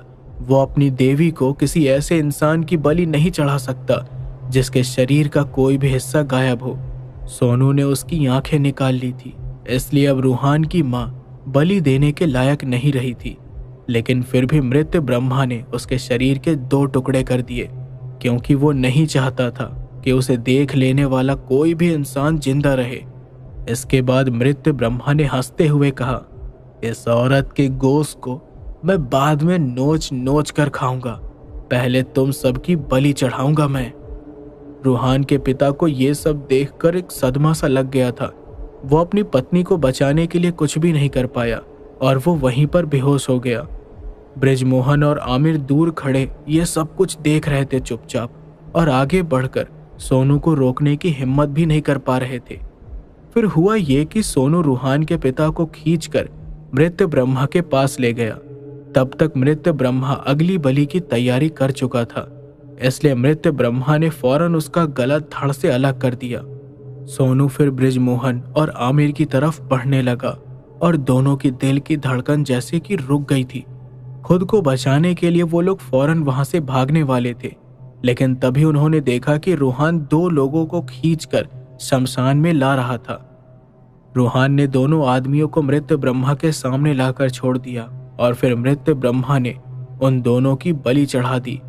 आमिर और ब्रिजमोहन डर के मारे थरथरा चुके थे, लेकिन हिम्मत करके दोनों वापस भागने की कोशिश करने लगे। लेकिन मृत ब्रह्मा के अगले शब्द सुनकर ब्रिजमोहन के पैर थम गए। मृत ब्रह्मा ने कहा, अगर तुम दोनों में से किसी ने यहां से भागने की जरूरत की तो अगली बलि सोनू की चढ़ाऊंगा। ब्रिजमोहन अपने घुटनों के बल बैठकर मृत ब्रह्मा से भीख मांगने लगा कि वो उसके बेटे को छोड़ दे। आमिर को भी समझ नहीं आ रहा था कि उसे क्या करना चाहिए। आखिर कैसे वो मृत ब्रह्मा को रोके। फिर उसे ध्यान आया कि उसके पास बंदूक है। उसने फौरन बंदूक निकाली और सीधा मृत ब्रह्मा पर निशाना साधा।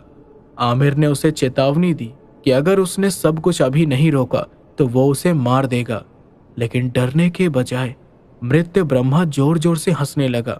उसने बोला कि ये खिलौना है और ये उसका कुछ नहीं बिगाड़ सकते।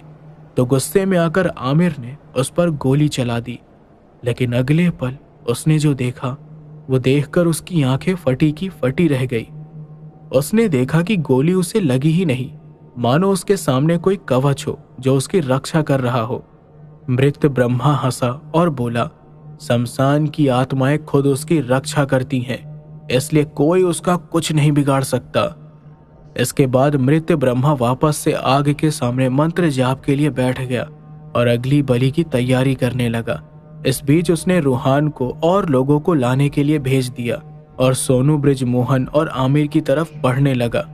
तभी आमिर को याद आया कि मृत ब्रह्मा अपना मंत्र जाप नहीं छोड़ सकता था, तो उसने सोचा कि यही वक्त है सोनू और रूहान को किसी भी तरह से उसके वश से बाहर निकालने का।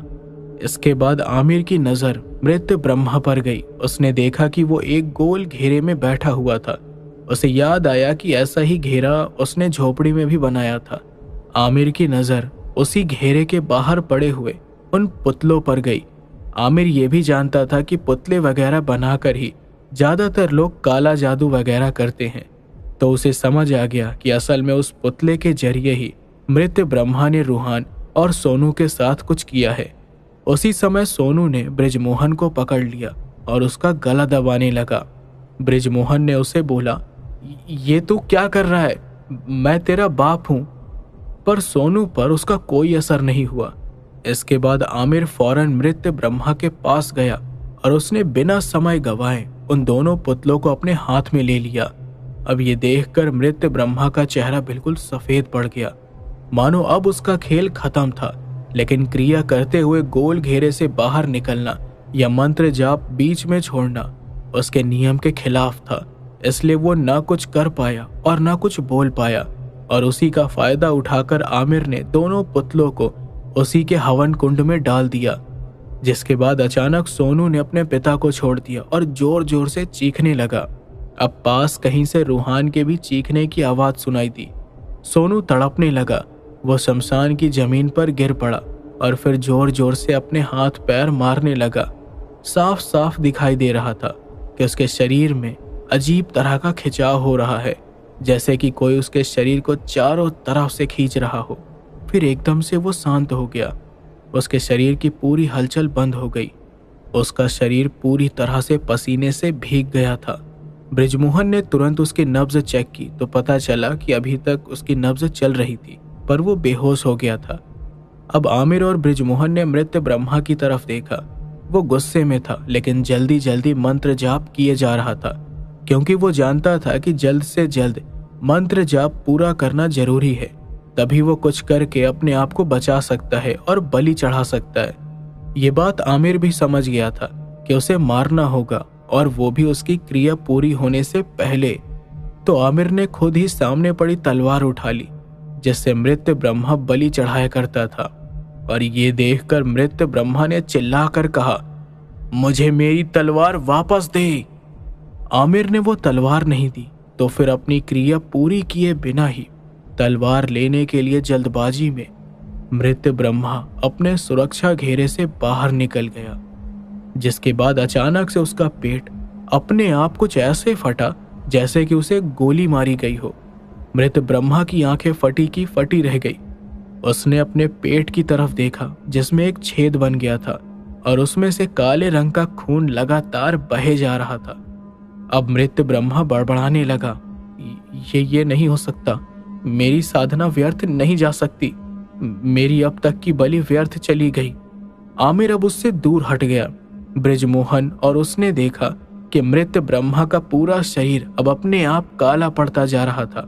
वो जोर जोर से हिलने लगा और फिर उसका शरीर जगह जगह से फटने लगा। उसके मुंह से खून निकलने लगा।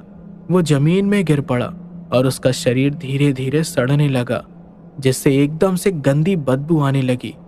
फिर सड़ने के बाद उसका शरीर मिट्टी में तब्दील होने लगा और इस तरह आखिर में वो शमशान की मिट्टी में मिल ही गया।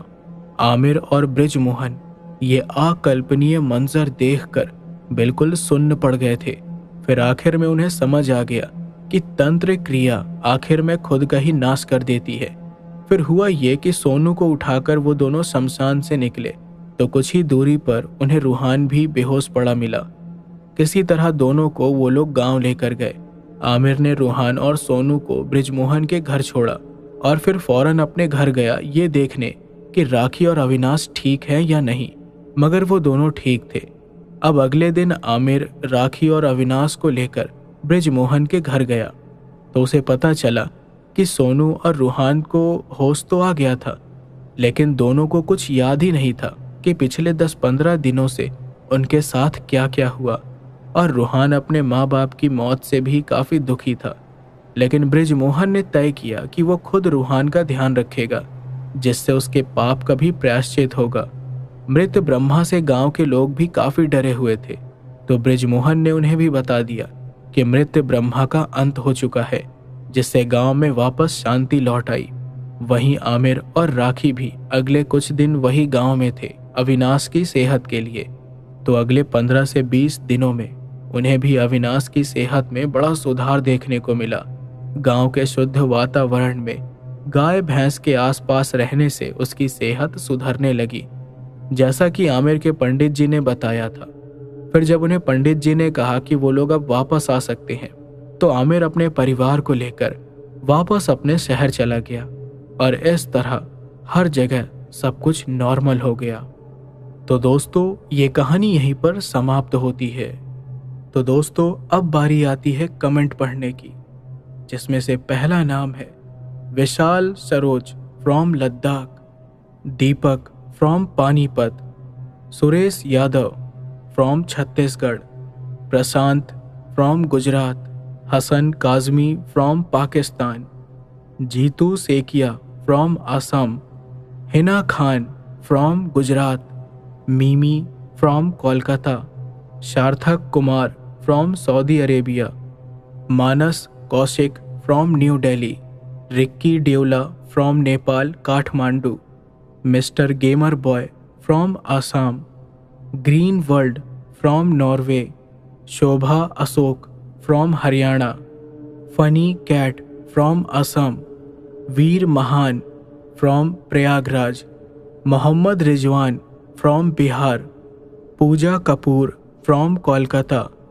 दीपक Ravi from Jharkhand Hazaribagh, R S. Rai from Uttar Pradesh, Prashant from Orissa, S K. Sarfaraz from Kamarhati, Ravi Shaw from Kolkata, Sandeep Singh Jadeja from Ahmedabad Gujarat, Bablu Kapoor from Pune Maharashtra, Radha Kumari from Mumbai, Chhavi Singh from Jaipur, Saurabh Kohli from Chandigarh, Gulshan Baig from new Delhi, Suman Kumar from Bhagalpur Bihar, Samadhan from Pune, Bharat Singh from Ghaziabad,